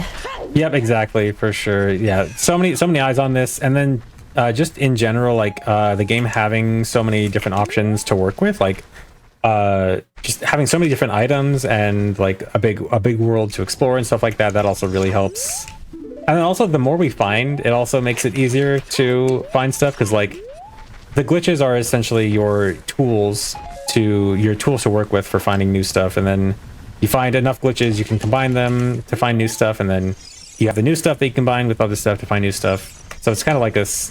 I really grabbed the rock. I'm trying to do a glitch where I'm trying to get to the Shadow Temple early. So there's this glitch called a Super Slide Teleport, where I can, this is actually another instance of, you know, combining glitches that we were just talking about, where I want to do a super slide off a piece of grass. This makes me go really fast backwards with a high speed. And when I stop the super slide, it involves trying to pick up the grass. And if I let go of the super slide, Link tries to pick up the grass from far away and gets teleported to it. The one thing is, though, it doesn't affect Link's height when he teleports back to it. So I'm going to go up these slopes here, and Link is going to teleport back, but with the same height. And I also have the Infinite Sword glitch active. The Infinite Sword glitch prevents Link from falling, so he just gets stuck in the air there. Then I can side hop up to this outer ledge and walk around the perimeter of Graveyard up to Shadow Temple early. Normally you would need the Nocturne of Shadow and Din's Fire to get into Shadow Temple, but also there's a load trigger above these stairs that would load the door that would block Shadow Temple that you'd have to open with Din's Fire. And it's not there, and conveniently it actually is Shadow Temple. So, we'll actually do some stuff here. We actually had a question from the chat recently. What is the most recent glitch found? So it depends on, I'll rephrase this to be most recent big glitch, because like we find even small stuff pretty often. But for most recent big glitch, so in Fire Temple is this really vertical dungeon. Like it's mostly about going upwards, and that's actually the one thing that OOT has not been great at glitch-wise, is like glitches that let you go up really fast. Like we have hovering, but hovering is pretty slow. But there's this one trick called hookshot jump. It's been around for a long time, where you hookshot something and die at the same time, and it lets you jump up really high. And there's this theory to hookshot jump up the entirety of Fire Temple for a long time, but it didn't quite work out, because the one place you could do the hookshot jump was a little bit off to the side of a certain load trigger you would have to hit with that hookshot jump. And hookshot jump is good at going directly straight up, but not like any maneuverability side to side at all. But recently, people found that you could combine hookshot jump with a different glitch known as ledge cancel, which seemed like completely unrelated glitches. But this ledge cancel glitch, it lets you walk through rounded collision. And that might seem like completely unrelated, but it has this other side effect of if you die, it delays your death by 1 frame. And what's crazy about that is by delaying your death by 1 frame when you do a hookshot jump, it means you actually gain control of Link in the air while he's dead, doing the hookshot jump. And so with this combination of glitches, we were able to do a hookshot jump and be able to move, have like horizontal maneuverability while doing it. This lets us hit this load trigger that we weren't able to hit in Fire Temple, and now we can actually just jump from the second room in Fire Temple all the way to near the top of it and skip like 2 or 3 minutes of just climbing the temple, which is huge. Because Fire Temple for a long time was like the one dungeon that didn't have, you know, this glitch right to the end thing. I mean, we kind of glitches to the boss door, but not up to the top where the hammer is located. The hammer also being necessary for the boss, Volvagia. Like, there's no way to beat Volvagia without the hammer. And so getting up to the top of Fire Temple is always important. And now we finally have this way to glitch all the way to the top of Fire Temple, and it's one of the coolest glitches too. There's actually a chance I may get to show it off here. Oh my god, there's an invisible Stalfos here, and he is not cooperating. So, thinking about the way the Volvagia boss is, I'm going to say in turn because this is another boss I can think of that feels item locked. Is there any other way to beat Baronade besides with the boomerang? No, Baronade, Volvagia, and Twinrova. Those are the 3 bosses that are all item locked. They need a specific item to beat them, and even with glitches, even with all the glitches we can do, there's no way to beat them without their respective items. Although actually, so Baronade is the closest one. The glitch I've been mentioning a lot with the glitch sword damage, QPA, the one that has like fire, Din's fire damage and stuff.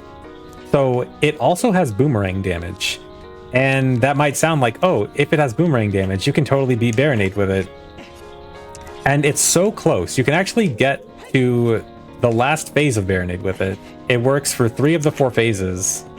But on the 4th phase, the final phase, it doesn't stun Baronade like the boomerang normally would. It does damage. And you might think, okay, well, if it does damage, that's fine. But it does 0 damage. In this cruel twist of fate, it doesn't stun, and it does damage, but it does 0 damage, so it doesn't actually do anything. And it's so unfortunate. We almost have a way to beat Baronade without boomerang, but we don't. So we had a follow-up question, I'm trying to find it, to the Fire Temple. I think someone was asking about how you can skip through the Fire Temple. I think someone had asked, for the randomizer, is it easier to go to the top of Fire Temple and work your way down, or does it not matter? So it depends on the definition of easier. So without the glitch to the top of Fire Temple, you can... oh, messing up here. Without the glitch to the top of the Fire Temple, you can check everything with 4 keys. 5 if you don't want to do save scumming. Well, not even then, still 4. But with that glitch to the top of Fire Temple, you only need, I think, 1 key to check everything. And so key-wise, that's a lot better. But the hookshot jump is fairly difficult. After a lot of practice, it's not too bad. But definitely, like, you know, if you're just learning stuff, it's definitely going to be a trickier thing. Also, I finally found an ocarina. And it, of course, is something I have to do a big hover to. Although, actually, this is perfect positioning. Because I can finally play Zelda's Lullaby. And Zelda's Lullaby is needed to activate this boat. So, here we go. Let's go... finally play a song. Actually, this is super convenient because not only do I have Zelda's Lullaby, I also have 1 small key. And you actually need exactly 1 key to get to the boss here. As well as the boss key, because I miraculously have all 5 boss keys. So, That is actually an incredibly convenient ocarina. That's Plando level ocarina. I think someone had mentioned, yep, right there in chat. Again, someone had mentioned of Plando. course. I just love this tone that you seem to have that covers so many words at once. Like, yeah, I've heard that one before. Like, it's so good. my chat has said everything before. I can read my chat so well. Everyone, they're very predictable. I know everything they can say at this point. It's like you know it's going to happen before they say it, and you have the tone to reflect that, and I appreciate that. I know you guys. I know you guys. So I have to ask, did you make any plans to go to SGDQ, or like did you submit anything? No, not this SGDQ. No. Gotcha. Sorry. Yeah. No, sorry, it's okay. I might actually go to AGDQ though. Well, if folks want to go to SGDQ, I did want to remind them that SGDQ 2026 will be live in Minneapolis, Minnesota from July 5th through the 12th, and go to gdq.gg to learn more, register for the event. Stay tuned for the schedule coming out May 1st, which is already so soon. So you said you're thinking about submitting to AGDQ. Any thoughts as to what category? Yes, but secret for now. Oh, okay. All right. I will not pry that. I'm excited to see what you'll submit.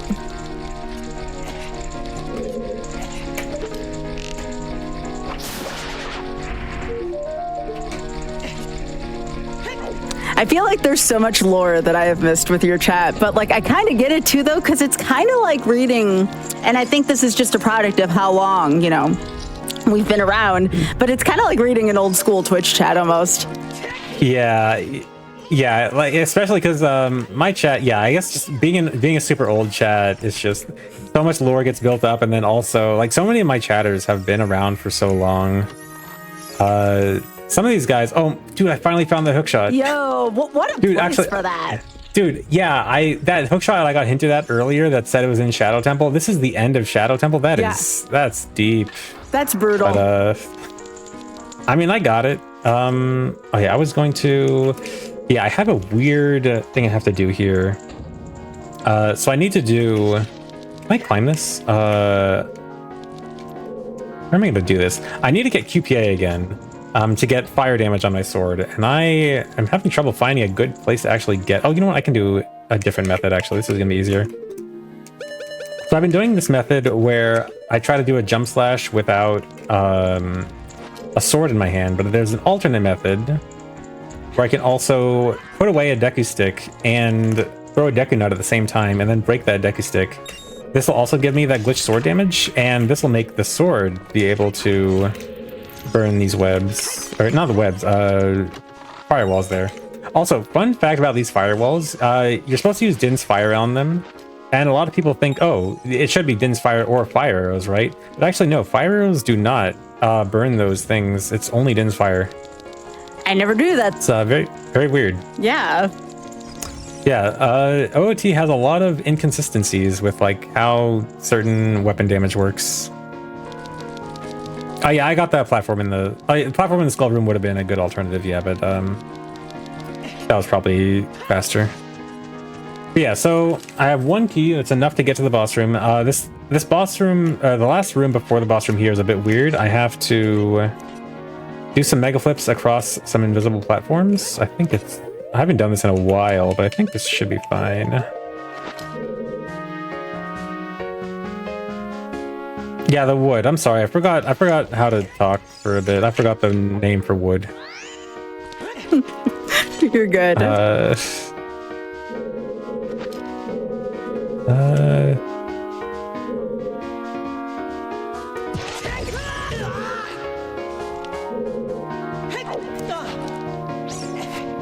Okay, this should be fine.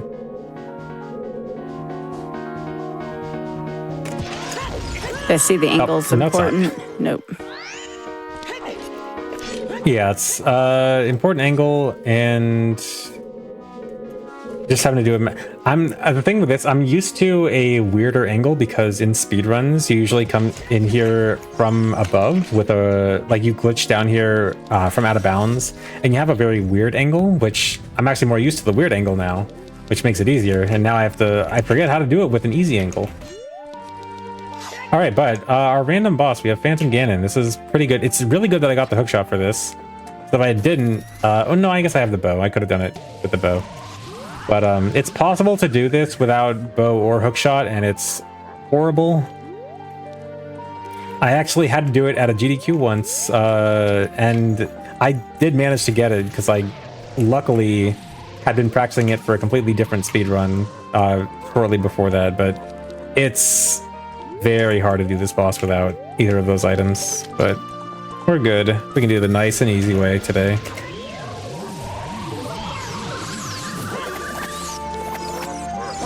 And we can do the infinite sword glitch, which is a nice, easy one cycle. Nice. That's the way we like to see Phantom Ganon. Not at all. Yep.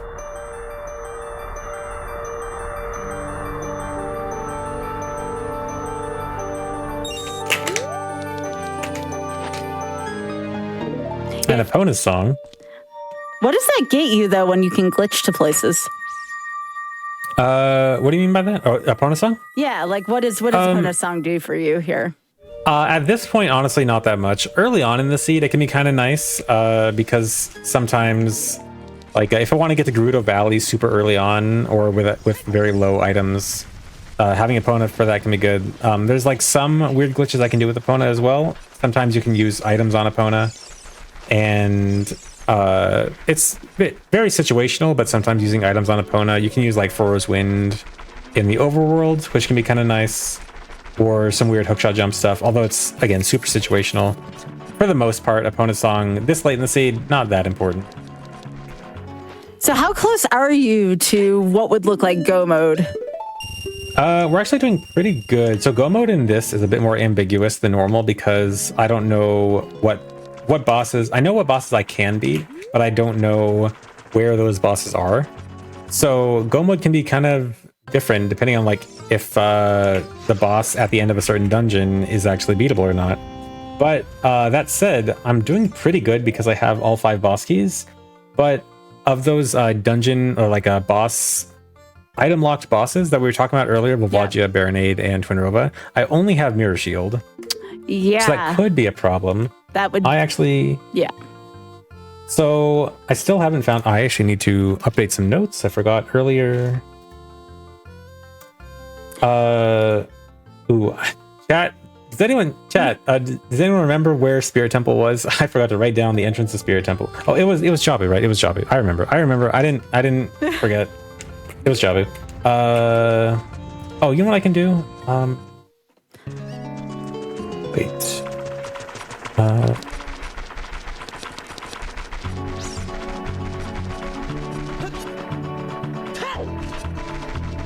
Trying to think what you haven't checked yet. No, you're fine. Someone said something about adult Anju. I was thinking about... Oh, right. Yeah, I did not do it all Anju. Okay. Yeah, so I have one more warp song I can easily get. I can also get a hint for magic. I have to go back to Child though, but that's actually pretty good because I have the Minuet of Forest, which will get me to the hint really easily, and then I can also get to Nocturne of Shadow, the warp song, pretty easily from there. So yeah, I'm gonna head back to Child briefly. Probably won't be too long.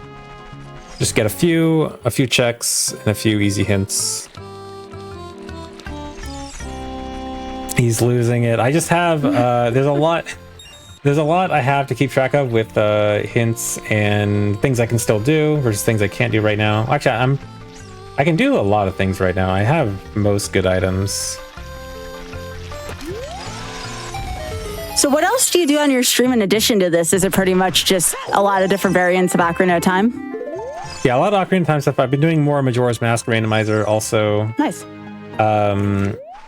Yeah, I don't do Majora's Mask speedruns as much. I used to speedrun it a long time ago, but for now I'm kind of more on the randomizer side for that. Occasionally I'll play some newer games that come out, but mostly, yeah, just OTMM stuff. Lots of randomizers, ROM hacks, speedruns, that kind of stuff. Now this is more of a banjo mod, but did you ever try Jiggy's the Time, if that's something of it? I did, yeah. I actually played that like maybe a month or two ago. It's great. I actually loved it. Very cool. I'm glad you enjoyed it. Yeah, I had played it too. I mean, the only part of the game I wasn't fond of was the grunny fight, but everything else was pretty sweet. Yeah, actually, exact same for me. I thought the grunny fight was kind of a little bit much, but yeah. Other than that, yeah, I thought Jiggy's of Time was great. Definitely recommend that. So yeah, I also wanted to check Ganon's castle there, the Ganon's castle entrance. So that's a fun one. So Ganon's castle entrance was bottom of the well. So bottom of the well, you are supposed to enter there as child, and so child is adult can't go through the crawl space. It's supposed to be child only. But Ganon's castle entrance is adult only. There's no way to get there as child. There is a glitch Adult Link can do to get in there. You might also expect some auto mod messages in a second. Oh no. But there's a trick you can do to get into bottom of the well early as adult by hook shotting the back of a ladder. But it's pixel perfect basically, and very hard. I also kind of need bombs for it. It's supposed to play the song.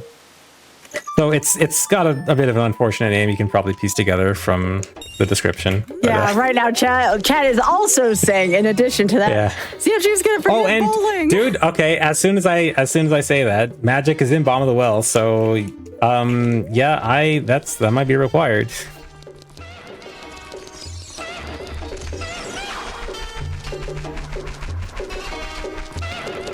Yeah, so I'll be here as child briefly. I'm just gonna check a few things. I really want that bomb bag now. I got a hint for bomb bag earlier. Where was it? Bomb bag was in... It was Lake Hylia, right? Yeah, Lake Hylia.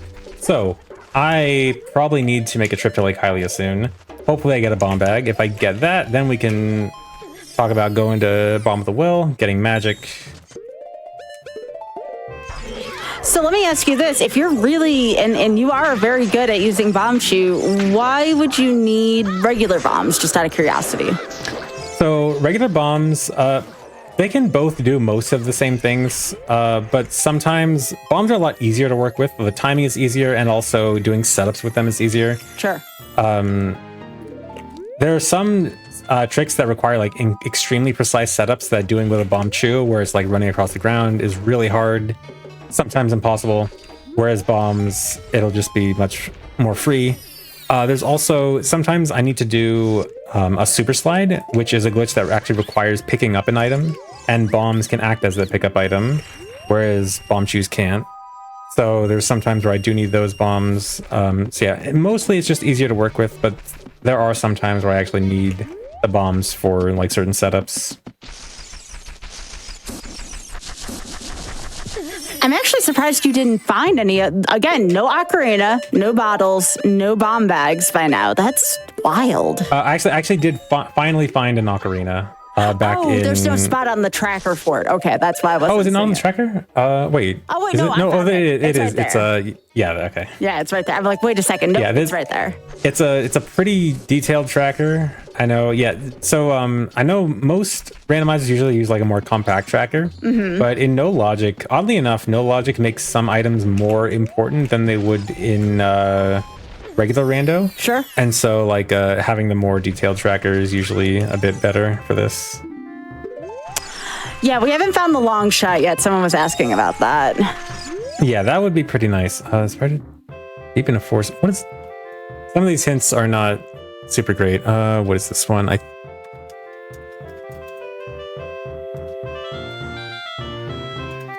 Is that...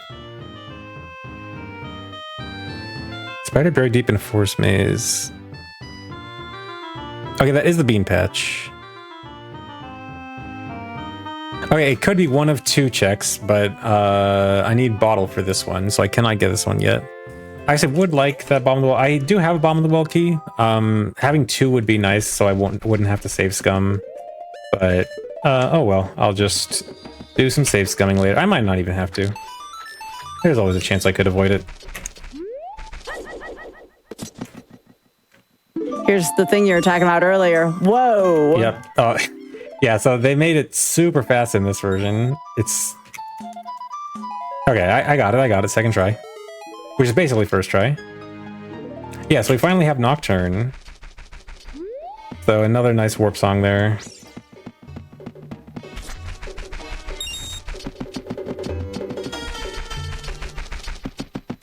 And I do not have Sorry song. I'm gonna have to run past this guy. Yeah, I'm with some of chat here. Someone said, sounds like Sacred Forest Meadow Maze, you know, like the one that's kind of on top of the hedges. I originally thought of that, but I actually have a thing that actually tells me the exact. This guy wants to sell me a blue rupee for 40 rupees. Yeah. I did actually look up like on a document for the exact hints for that. Nice. Okay. Yeah, I originally did think it might have been Sacred Forest Meadow, but it turns out it's one of these bean patches, either this one or the other one I passed by earlier by the grotto that I just went in. Yeah, I would have been confused. I would have thought that was Sacred Forest Meadow. Yeah, same. I was going to go for Sacred Forest Meadow at that point, but I wanted to make sure and looked it up. But yeah, some of the hints on this version, unfortunately, are not as detailed as like the original version of Rando, which is one of my few complaints. Actually, I need to check stuff over here. And so some of the hints are a bit more ambiguous, which is kind of awkward sometimes. Look up. Yes, it's okay to look up things during a rando. It's important to know your information. All right, we've got some more keys.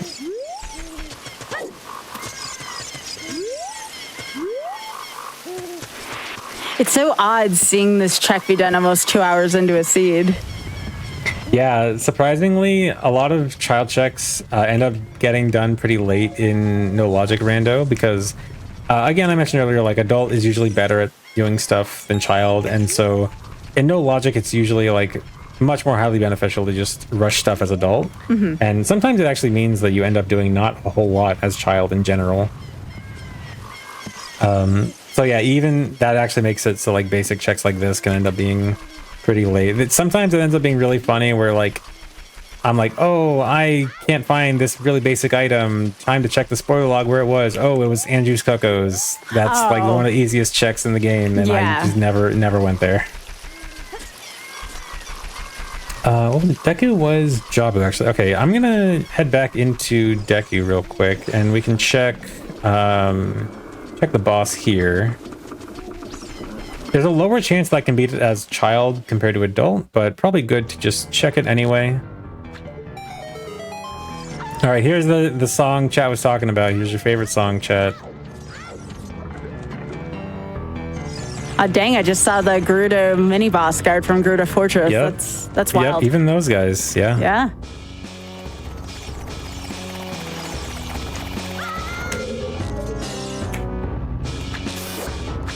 That's a good way to check. Yeah. Yeah, just peeking the Skulltulas from far away. Oh my god. Oh, hey, it's the light arrows. Oh wait, actually, okay. I can do a cool thing here. Right. So normally in Ocarina of Time, if you try to use the hook shot as child, so there's this glitch called Equip Swap where you can use different items as different ages. Normally, this would actually soft lock the game if you use it as child, but the version I'm playing actually has it fixed and actually makes hookshot as child work fully normally, and that is actually really good right now because otherwise getting this light arrow check would be very annoying. But now here we go, we have light arrows. Oh, that's impressive. I like that. So again, we don't have to take this right at this second, but just the next spot for a break. All right, yeah, I think actually I think right up here should be good. Let me just oh my god. Okay, hold on. Okay, let me go. I'll go pick up Rudo and then we can take that break. Sounds good. All right, yeah, so right here. All right, sounds good. So chat, we are going to be taking a really quick break, so everyone be sure to stretch, hydrate, and we'll be right back with random number generation.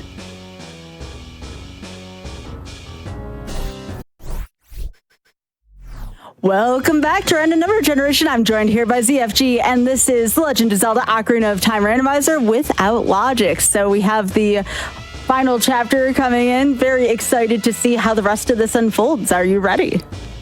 Yeah, I'm ready to go again. We can start again in 3, 2, 1, go. All right, so back in Jabu. So this is actually one of the scariest rooms when it comes to enemy randomizer.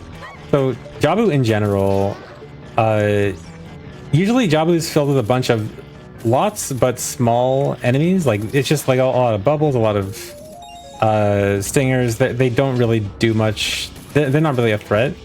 But when every single one of them is randomized, like this invisible re-dead right here, they become a much bigger threat. And some of these rooms, this room is actually fairly tame so far. But Jabu can randomly become one of the scariest. Okay, that's fine. There is also a Wallmaster trying to get me. Okay, done. Invisible Skulltula, okay.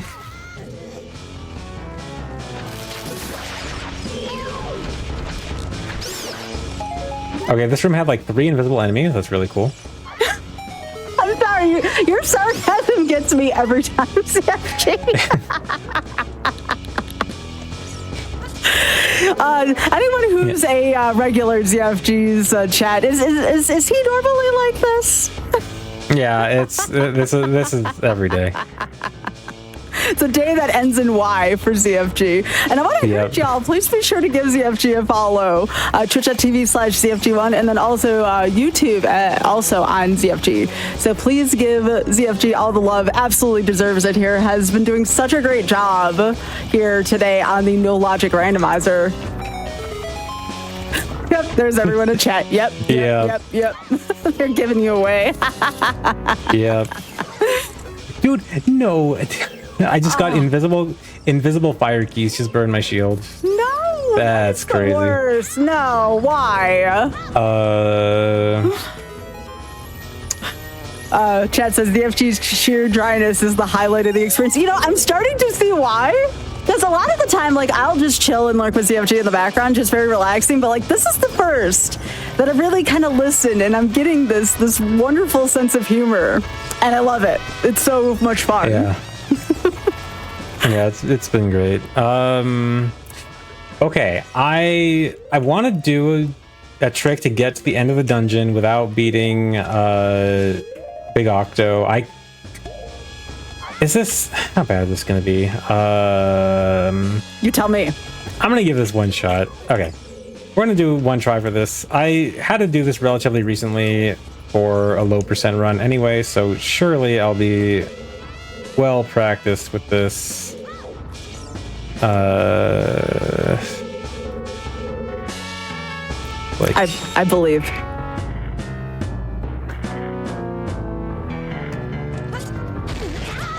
Oh, actually got it first try. Okay, nice. Oh my god! But then again, I heard a little bit of excitement. I heard a little bit there. However, again, someone else from chat. This is why we love him. When he gets world record, he just says, "Cool."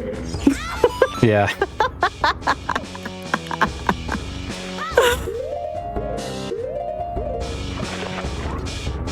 All right, and then you can do like this perfect roll from that switch there to the door without holding it down. You're supposed to put a box down on there, and that can just be skipped. Let's see if I can grab this. Oh my god, dude, the invisible enemies are everywhere. It's the keys. It's the elemental keys today. Yeah. Actually, I forgot. I also want to hit this switch. Yeah, I mean, that is a thing on Twitch that has happened with time is, you know, you put someone on and you go to sleep, you either take a nap or you go to sleep, and then all of a sudden you hear someone just like very loudly, sorry, not talking about one of my friends who totally hasn't done that several times to me before, Pi, but yeah, someone who just goes wild in the middle of the night.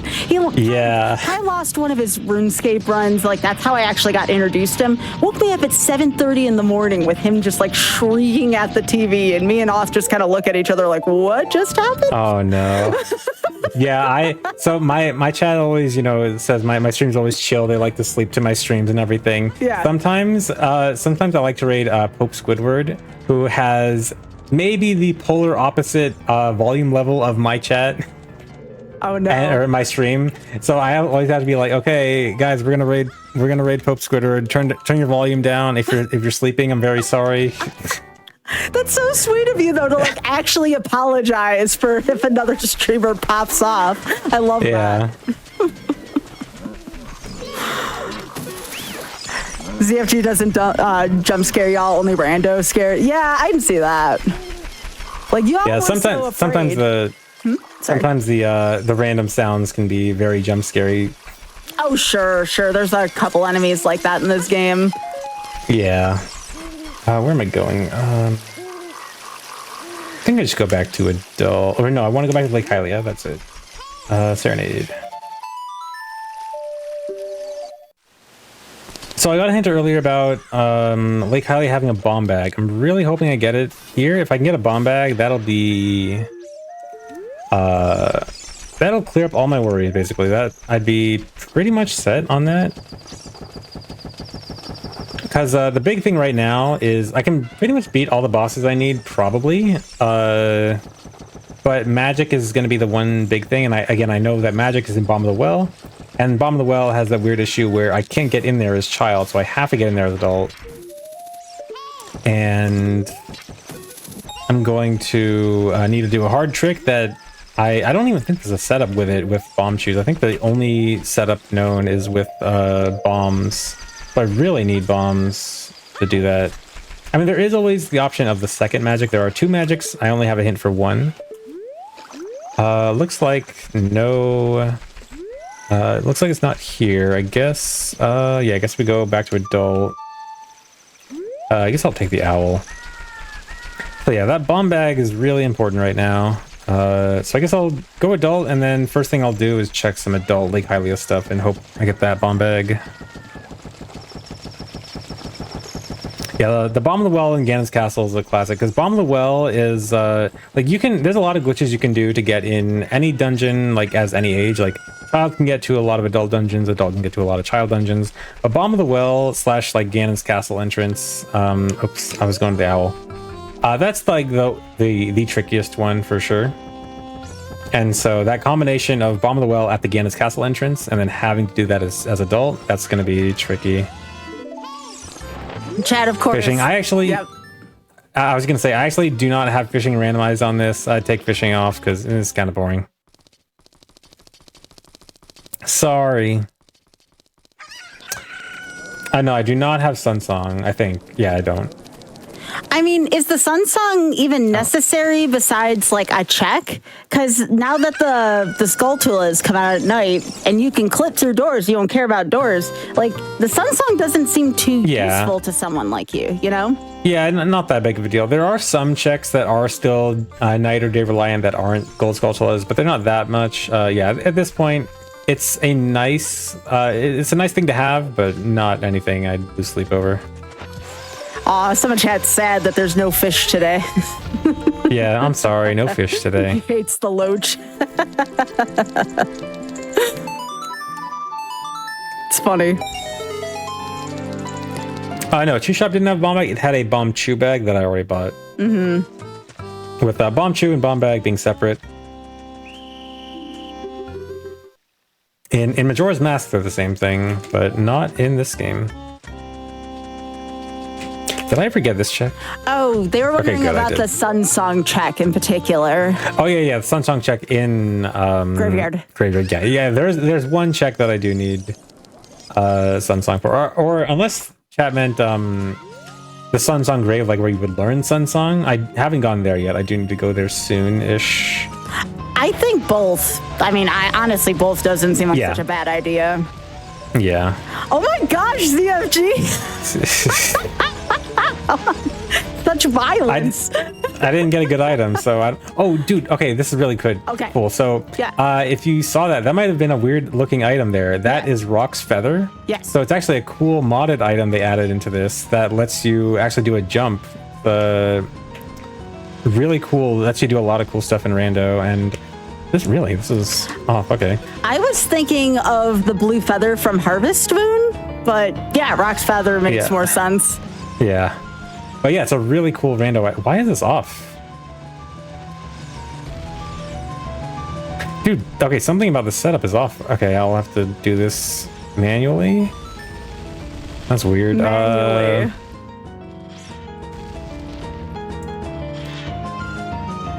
All right, I'm gonna have to do casual strats for. I'm not really sure why. A little bit off. All right, casual strats. Here we go. See, can even do casual strats. Move. Dude, the guy's right in the middle. Oh no, only one more shot. Move, move, move, move. No, dude. You didn't say All right, we gotta play please, again. and you made the bomb shoe lady explode. Yeah. Bunny Hood. I don't think Bunny Hood should mess with this, but maybe? I'm gonna have to leave and re-enter. Oh, well, thank you so much. We're happy to have ZFG on. I'm glad ZFG has taken the time to do this. You know, again, I feel like, and correct me if I'm wrong, we've always been kind of like two ships passing in the night. Like we've always been at events together. And like we've said hi and knew of each other, but I never got a chance to really like sit down and talk to you about, you know. Yeah, I think we've met like very briefly a few times, but yeah. Yeah, we're usually at like a lot of the same charity events, but I'm usually doing my thing. ZFG's usually doing his thing, but we are both old school speedrunners, so there is that. Both been around for forever. It's such a reminder. I wasn't gonna judge you if you wanted to blow her up. You know, it's okay. I was thinking about it, but I'm so low on money right now. I might actually have to do this again. Oh, so that's when you don't. That's when you don't cause violence. When Yeah. When I need money. Yeah, exactly. Oh, sorry. I had to give you stuff about that. You know. Yeah.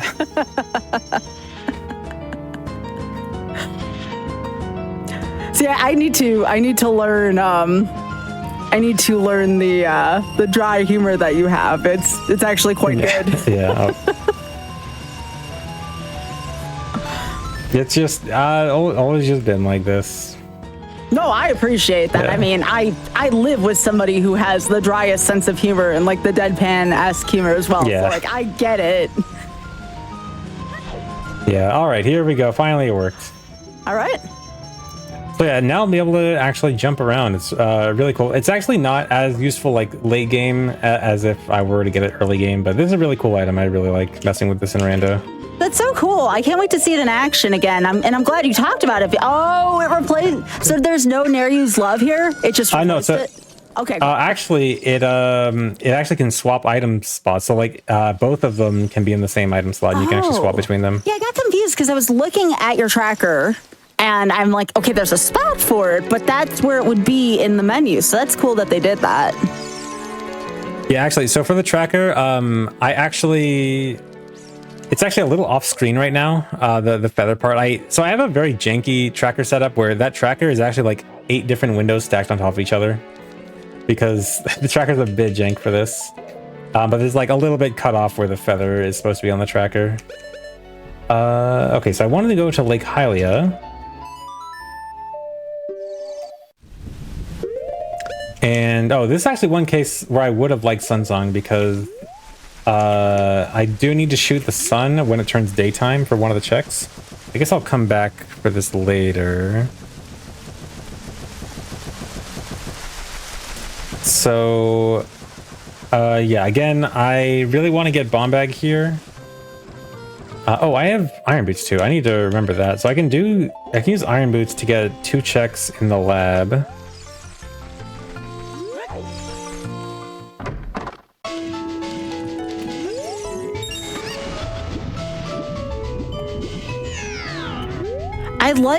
I wasn't thinking about this until I was seeing a ton of the innovations today because I've never tried this version of Ocarina of Time Randomizer.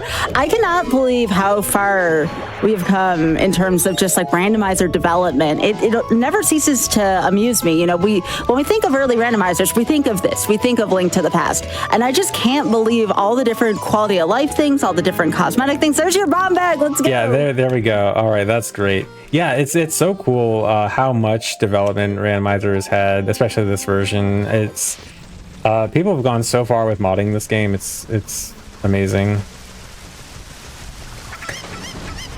And so while I'm here, this isn't necessarily what I wanted the bomb bag for, but I remember that the Fire Temple entrance was here, and I have the Fire Boss key, so I can quickly go try to beat this boss. Oh my god, this gate. I was gonna say you were quicker trying to clip in there, but yeah, please continue. Yeah, one of the weird, I guess, lack of quality of life things on this version compared to like the original version of Rando is that gate opens up way slower. I think it's like just the vanilla. I'm not sure. I guess they just haven't added that particular like speed up. Oh, like I'm thinking about the cutscene. You're right. That makes sense. Yeah, because there's no cutscene to it, so it's like the time it takes in the cutscene just happening during normal gameplay time, and so it seems kind of weird. All right, we have Twinrova, Spirit Temple, so I can beat this boss. This is good. But we kind of glossed over it earlier, but when I found the boss in Jabu, that was Baronade, which I cannot beat yet. So Jabu's a no-go unless I get Boomerang soon. So that means that the only boss that I cannot beat yet, that I still haven't found, is Volvagia. And so this will be my 4th boss. So I need to beat 2 more after this. Again, luckily I have all the boss keys. So I have my choice of, let me see, Forest, Water, or Spirit after this. I need 2 of those 3. But I should be able to get to the end of all 3 of those, no problem. Although Forest is actually going to be a little annoying. So I might want to have that as lowest priority.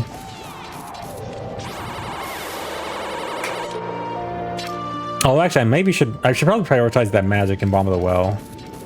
I'll make sure that is the first thing I do, actually. It makes sense that you haven't yet, though, right? Because you need to be Child Link again. And for everything I've noticed from your playstyle so far, you try not to go Child Link that often. Yeah, well, again, Bomb of the Well, it's the one that normally you would be Child. You'd have to do it as Child, but in this particular seed, it's actually impossible as Child because it's the Ganon's Castle entrance. That's right. So I'm forced to do the hard way as adult. Yeah, but because I just got those bombs, I'm going to be able to do it right after this. So it's actually a really cool, more recent trick. So I'm glad I'll be able to show it off. Sure, it's actually very cool. That's right, because Forest Temple's in the well. Yeah.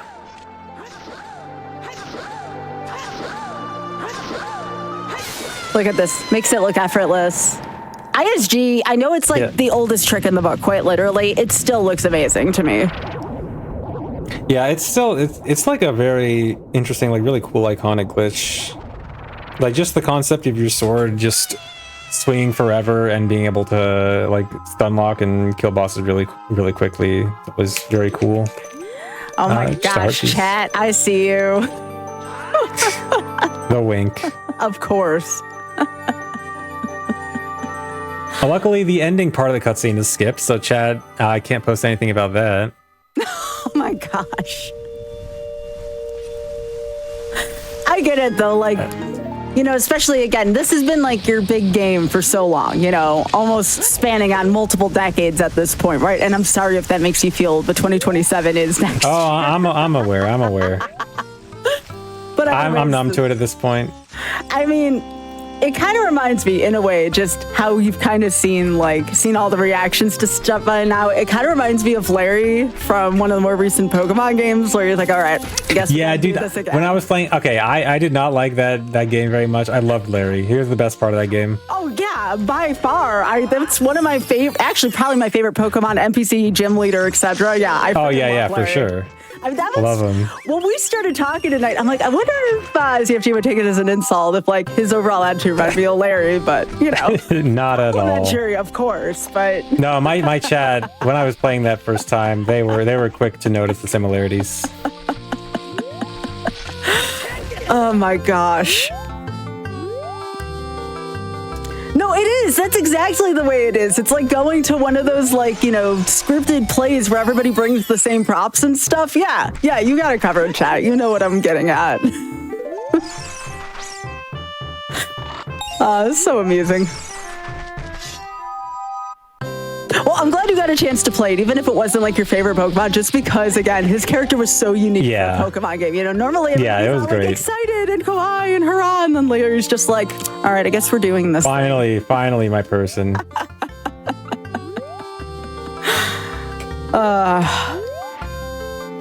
So any other projects you have going on? I mean, I want to make sure, just in case the end happens quickly, is there anything you would like to talk about that you're working on stream, or are you just doing the same thing you do every night, Pinky?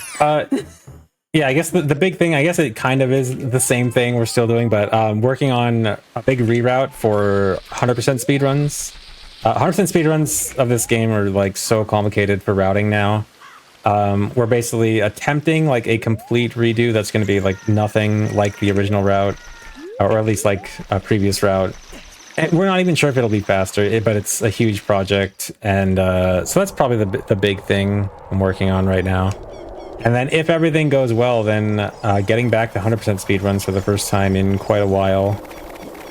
You're going to get the Jumanji joke where someone's like, what year is it? Yep.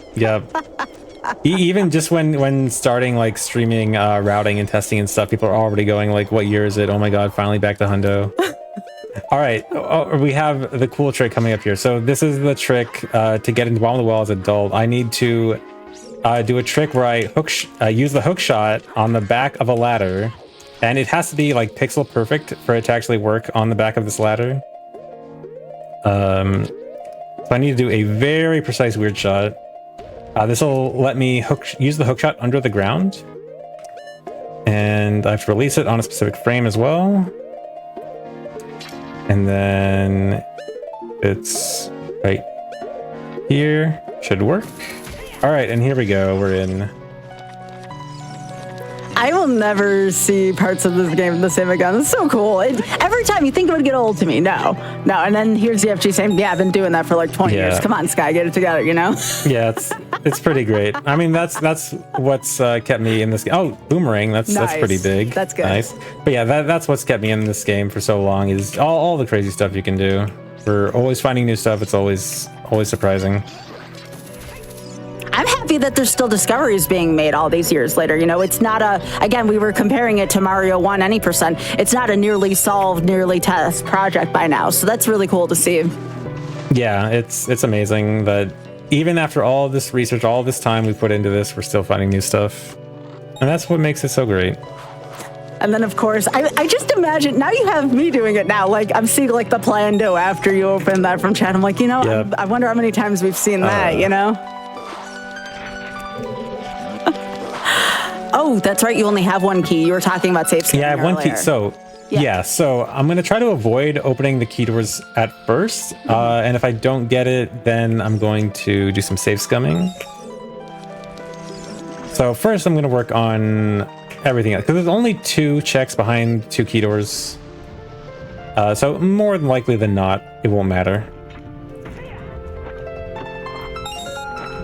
Also, cool thing here with those underwater chests, so you're actually not supposed to be able to open them underwater, but if you hookshot them beforehand, it actually does let you open them underwater, which is pretty cool. Yeah, that's one of the few things I do know how to do. Forest Temple Well. I frequently open up that chest underwater there. But anyways, please continue. Yeah, I know in Glitchless Logic there was, I think there was like some debate over whether that was going to be allowed or banned or something, and why would it be banned? There's not that many checks like that. I just remember there's like always, you know, the standard rule set, there's always like those debates about like certain things being allowed or banned because they're like almost glitches, but they're not. Or maybe I might just be thinking of regular glitchless speedruns. I know that was, I forgot if it's glitchless speedruns or Rando that had the debate over it, but yeah. It just seems like a really silly spot to draw a line, you know? Yeah. At least in my opinion. Of all the things that you do, you know, that's not the one that sticks out to me for sure. Yeah. So what has been the most debated glitch in the speedrun? Or it could also be in a randomizer as well. I guess SRM probably. So are you aware about SRM, stale reference manipulation? Sounds familiar, but for folks who might not know. So there's it's this really powerful memory manipulation glitch. We kind of like to refer to it as like spin to win. You kind of grab this invisible item, you can spin around and cause a bunch of crazy shenanigans to happen. And it leads to arbitrary code execution as well. So it's one of those like, you know, super big glitches. And there was a lot of debate about it for a while. Eventually it got separated. Oh, there's magic. Huge. Sorry, it doesn't sound huge to you. Keep going, sorry. Yeah, so the SRM stuff, it eventually got separated into separate categories. with some people like really hate SRM, and some people think like it is pretty cool. For me, my opinion, I think it kind of depends on the category. Like some categories, it's really cool, and some it's kind of lame. I ran 100% with SRM for a while, and I think 100% with SRM, it's like one of the most nonsensical runs ever, but also really, really fun. It's one of my favorite speedruns ever.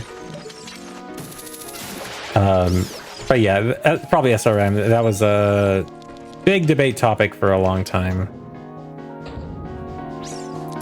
Yes, we have found Ganon's castle. It was one of the earlier dungeons. It was in the Digdango's cavern entrance. Yep. Yeah, so that's really good. So actually, I don't even know if I really need to check any more stuff in here. I only have a few checks left I can do pretty quickly. But actually, we should be almost good to go here. I just need to beat 2 more bosses. It needs to be 2 out of 3 of what is it? Water spirit or forest. Jabu and I can as do well. wow. Oh yeah, now Jabu because I got the boomerang. Okay, so Yep. I got another option too. Again, So yeah, we should be approaching the end soon. you're sifting through all of these checks, all of this stuff. So I hope you didn't mind me saying something, but I remember you saying, "Oh, there's the boomerang." So I figured you'd say something. Sometimes I don't update my mental stack of like what I need to do, even though I get a new item that should update it. Sometimes I get like too focused on what I'm doing exactly right now. Oh, yeah, I understand that. If you've ever played a shuffler, something similar usually happens to me in those. Yeah. All right. Boss of Fire was Twin Rova, right? Yeah. Okay. Yeah. So I don't need to go back to Fire. So I actually still have not found Water Temple, actually. I think it must be... What's the one dungeon entrance I haven't been to? Have you been to Ice Cavern? Yes. I went to Ice Cavern. Have I not been to Forest? No. Have you been to Fire? I think I've been to Fire. Wait, I think my notes are actually wrong. Have I been to Forest? I don't think I've been to Forest I don't Temple. think you've been to Forest either, actually, because you didn't get 'cause- the hook shot for a very long time. So this makes the most sense. Yeah, my notes say that I have been to Forest Temple, and I have not. Okay, my notes are wrong. I mean, we All just right, we got it by that's fine. process of elimination. It's cool. Yeah. All right. Ooh, I have a chance to do a cool trick here. Do I have Silver Scale? Never mind. Okay. If I didn't have Silver Scale, I could do a cool trick. Actually, I think it does work with Silver Scale, but you have to like do some weird timing with it. But there's this cool trick where you can dive and have your shield hit underwater by a bomb chew explosion, and then you can like do a little jump out of the water and grab this ledge over here. It's kind of hard to explain, but it's really cool. Actually, I could have done it. Oh, never mind. I could have actually done it regardless, but I forgot. It doesn't matter. That's easy anyway. I'm rambling now. Okay. No, please. So I just have to... as long as I can get to the boss door, we're good. So boss here is... Goma. No, someone was talking about like Morpha giving you a hard time, and I said earlier, I'm like, Morpha still gives me a hard time depending on the circumstances. Like if I don't have the bigger sword, like just the Master Sword, and I don't know ISG, it's kind of frustrating in spots. Yeah, so in speedruns, Morpha is supposed to be really easy, and at a certain speedrun event, I may have accidentally died to Morpha, and it may have happened more than once. And so chat will never let me live it down. Oh, it's the same way we never let I Ate Your Pie forget about the time he died to King Digdango. I don't let him forget that. Of course. I had to do a double take on my TV. What did you just No, that's understandable. I mean, again, marathons, they're speedrunning events in general. It's all a different feeling. Things that normally do feel easy are not as easy suddenly, so I get that. Yeah. All right. Last dungeon. So I just need to go to Spirit. Is Spirit, or what's the closest one? Oh no, Deku entrance is Jabu. Okay, yeah, I'll just go to Jabu. We'll go to Jabu. We'll beat Baronade real quick, and that should put us in go mode. Well, I guess it's already kind of go mode. But yeah, looks like this will be pretty quick ending. Just beat Jabu, and then I can go straight to Ganon. Awesome. Well, while you're traveling, why don't we take some time for some shout outs if you got any? I I guess just general shout out to the Ocarina of Time speedrunning and rando community. So many people have worked so much to find all these glitches, make all these mods for rando. The work put into this game is just amazing. Like how many people work on all the different aspects of glitch hunting, speedrunning, modding, just amazing community in general. And yeah, shout outs to everyone who works on this game, finding all this stuff. Yeah, and shout outs to Simple Flips. Oh, that's an old-fashioned greeting from back then. Yeah, chat really loves this song again. Yeah. Oh, you had to let the Gibdo have it one last time. I see how it is. Yeah, I had to reload the room because I missed the platform cycle. Gotcha. That makes sense. Dang, chat really loves this. It's a banger. It usually doesn't happen if I like if the song goes on long enough. There's a late part of the song that it goes hard. Gotcha. We'll say. Every time, dude.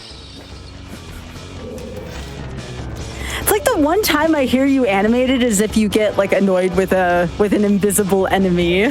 Yeah. It's like there's deadpan and then there's like get off of me. If I lose like 5 seconds by being frozen in place, it makes me so mad. No, I understand that as a fellow speedrunner. I get it. Yeah, all right. So Baronade, so I've kind of glossed over this glitch earlier, but I can equip different items as adult or child. Like, you're normally not supposed to be able to equip Boomerang as adult, but by using this glitch called Equip Swap, you can equip it over a different item slot. And so that Boomerang gets equipped over the Furore's Wind slot. And normally things like, oh, you know, you can equip Furore's Wind normally as adult perfectly fine. That's completely okay. And so I end up equipping Boomerang over it instead. Oh, this is cool. I always wondered growing up why the Boomerang was strictly a child link item.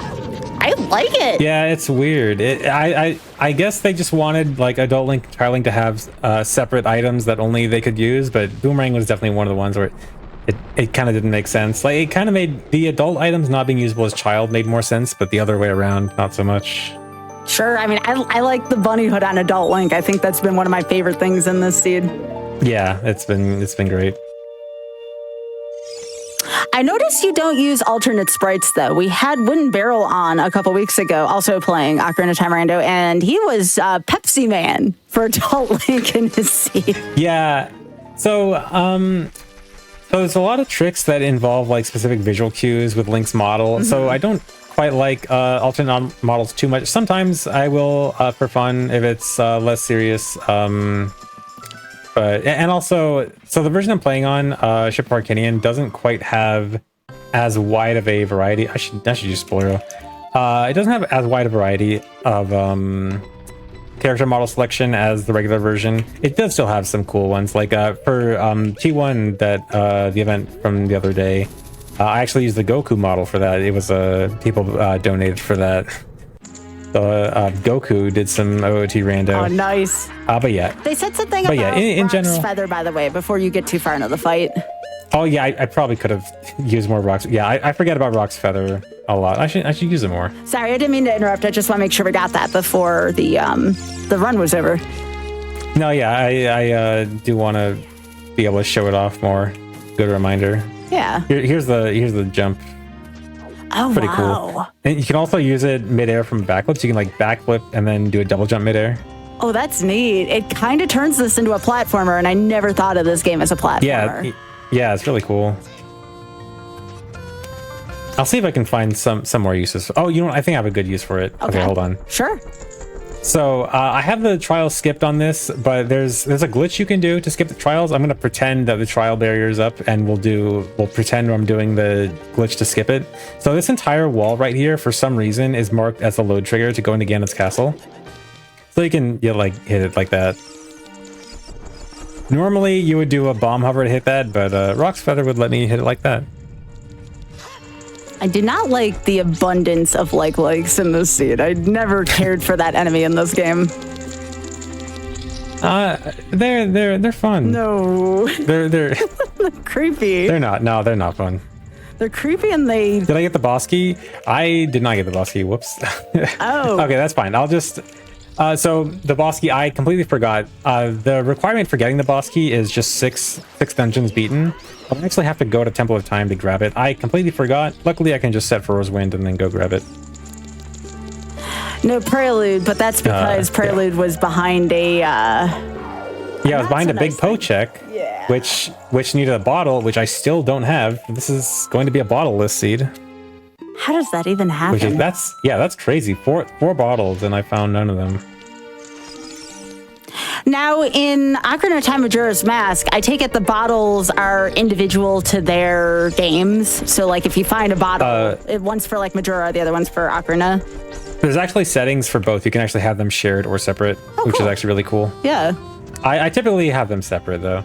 So I usually like them separate so that there's just more items you can find. There we go. There's an application for it. Yeah, jumping over the Dongo. Are there any other custom items like that in this game? Not in this rando. There's a lot of ROM hacks. Like the new trend in ROM hacks recently, people have been making a lot of custom items for ROM hacks, and they've come up with some really cool, unique stuff. But for ones that have made it into rando, only this. Yeah, I'm gonna have to look into seeing what recent mods have been made for this game, because I bet you there's some really good ones that I'm unaware of. Yeah, if you want like a recommendation, there's this one. Probably the most popular one is The Missing Link. It's a pretty short ROM hack. It's only like about 3 hours long, but really well made. It's got custom items and custom bosses and stuff. Oh, that's cool. Yeah, I think the most recent one I did, and it's not so recent anymore, was the roguelike one. I started playing a little bit of that. Oh yeah, Ultimate Trial. Yeah, Ultimate Trial is really good too. I really like that one. Yeah, it was the time when roguelikes were very much a fad. Yep. I think that came out there, like, I think the same year. This is not Temple of Time. I was going to say something before you had done that.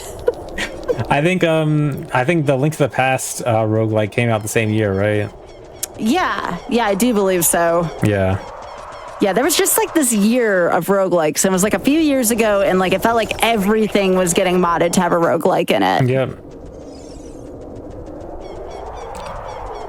All right, so right here, I will get the boss key, Ganon's boss key. Then I'll just head to Forest Temple real quick, for Rosewind, back to Ganon's castle, and then we will be wrapping up. Cool, and I want to again, thank you so much for spending the time, taking the time here, because I've learned so much about this game. I've played so many randomizers of it, and I still find like I'm finding out new things about what's possible in this. So thank you so much for being here tonight and sharing that with all of us. Yeah, it's been great. It's really fun. I always really like it when people say like, oh, it's so cool to like learn more stuff, even people who have watched this a lot. I always like it when they're like, oh yeah, I learned so much. Like there's just so much to learn about this game, and I think it's really cool, and I like showing this kind of stuff off to people. So yeah, I'm glad everyone's been enjoying it. Yeah, no bottle for Ganon. This feels wrong. Yeah, so bottle is normally like this Easter egg kind of, like people think of it as the Easter egg thing, like, oh, you can use bottle on Ganon, it's kind of cool, but it's actually in a lot of cases optimal, because if you use it on the center platform, he will almost never reflect the electric ball. Yeah. There is this alternate strat I can do with this. Usually if you do magic spin on the edge, he doesn't do it either. Oh, nice. So this works out fine. See, that was another thing I didn't know. Normally I just take the bottle on the edge and do it that way, just because that's the easiest way for me to fight him. Yeah, I generally prefer the bottle method, but guess I can't do it today. Yeah. No bottle. Bottleless. What's he gonna do? No, he's not. I wanted the Thought he free was gonna hit. do. Yeah. Yeah. Thought it was coming. All right, here we go. Oh, nice.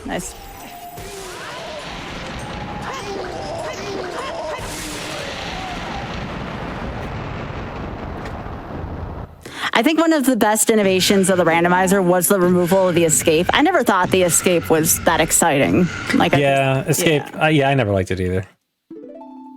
One of my favorite glitch skips that was found like a long time ago at this point was when we finally were able to skip, like do a glitch to skip from the beginning of the collapse to the end in one go. Nice. I was going to say, the only time I was ever excited during Escape is when Wrong Warp was first found. We were actually talking about that in the pre-show, that me and ZFG were around, you know, back when a lot of these just unbelievable things were just found back in the day, like everything from Zelda to SM64. Yeah, when Wrong Warp was first found, because like you mentioned, doing that as child, like when you do a wrong warp to the end of the game, and then it becomes exciting, and then we found a way to skip it, but it was only as child, and it was crazy hard, and then eventually we found a way to skip it as adult, and so it actually got used in more categories than just the any percent speedrun, and that was really great. And now we can skip it in every category. There's like multiple different methods to skip it now.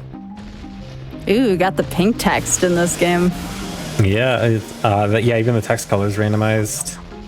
Oh yeah, so this glitch I'm doing into the cutscene. So I'm doing a super slide into the cutscene where Link is holding his shield up the entire cutscene, and that skips the animation where Link loses his sword, which actually makes me not lose my sword. So I can actually just use the Master Sword on Ganon in the first half of the fight.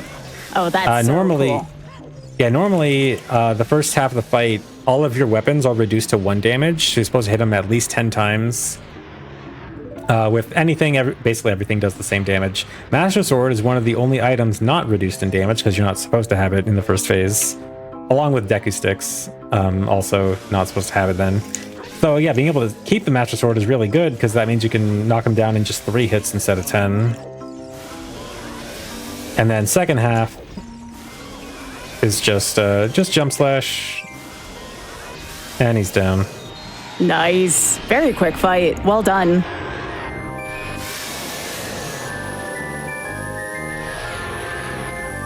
All right, so final hit time coming up soon. Oh, press A.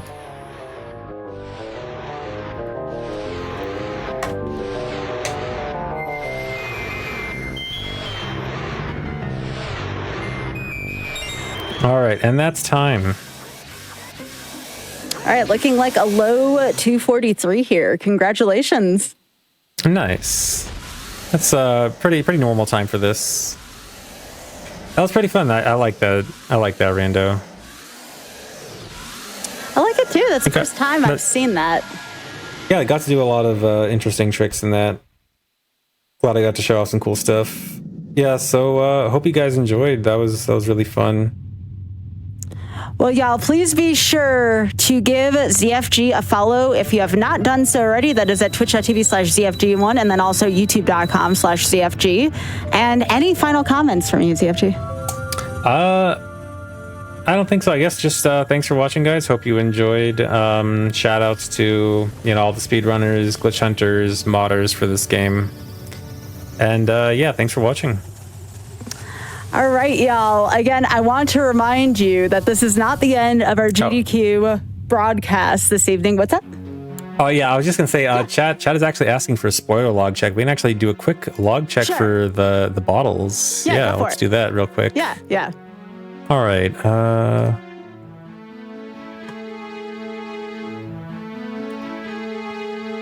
All right. Where are the bottle locations? We have Kakariko Redead Grotto chest. Okay, that's on me. I forgot this, but it was Ruto's letter, which is actually not the greatest because going out of the way to get rid of Ruto's letter is kind of annoying. So I'm going to pretend that totally wasn't me just for getting an easy check.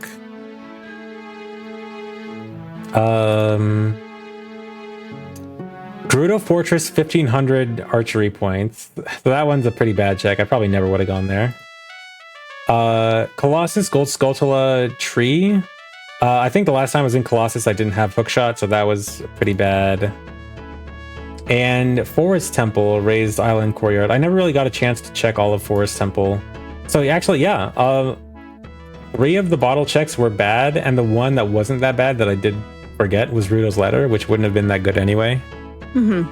So yeah, bottle checks kind of sucked.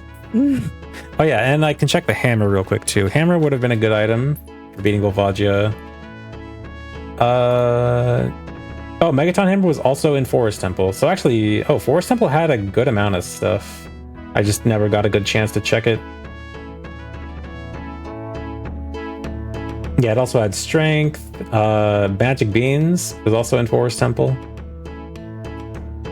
But yeah, I think that's the main important stuff to check.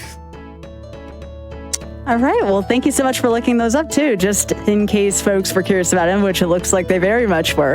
And thank you again for being here. We really appreciate it. Yeah, it's been fun. Thanks for having me. Of course.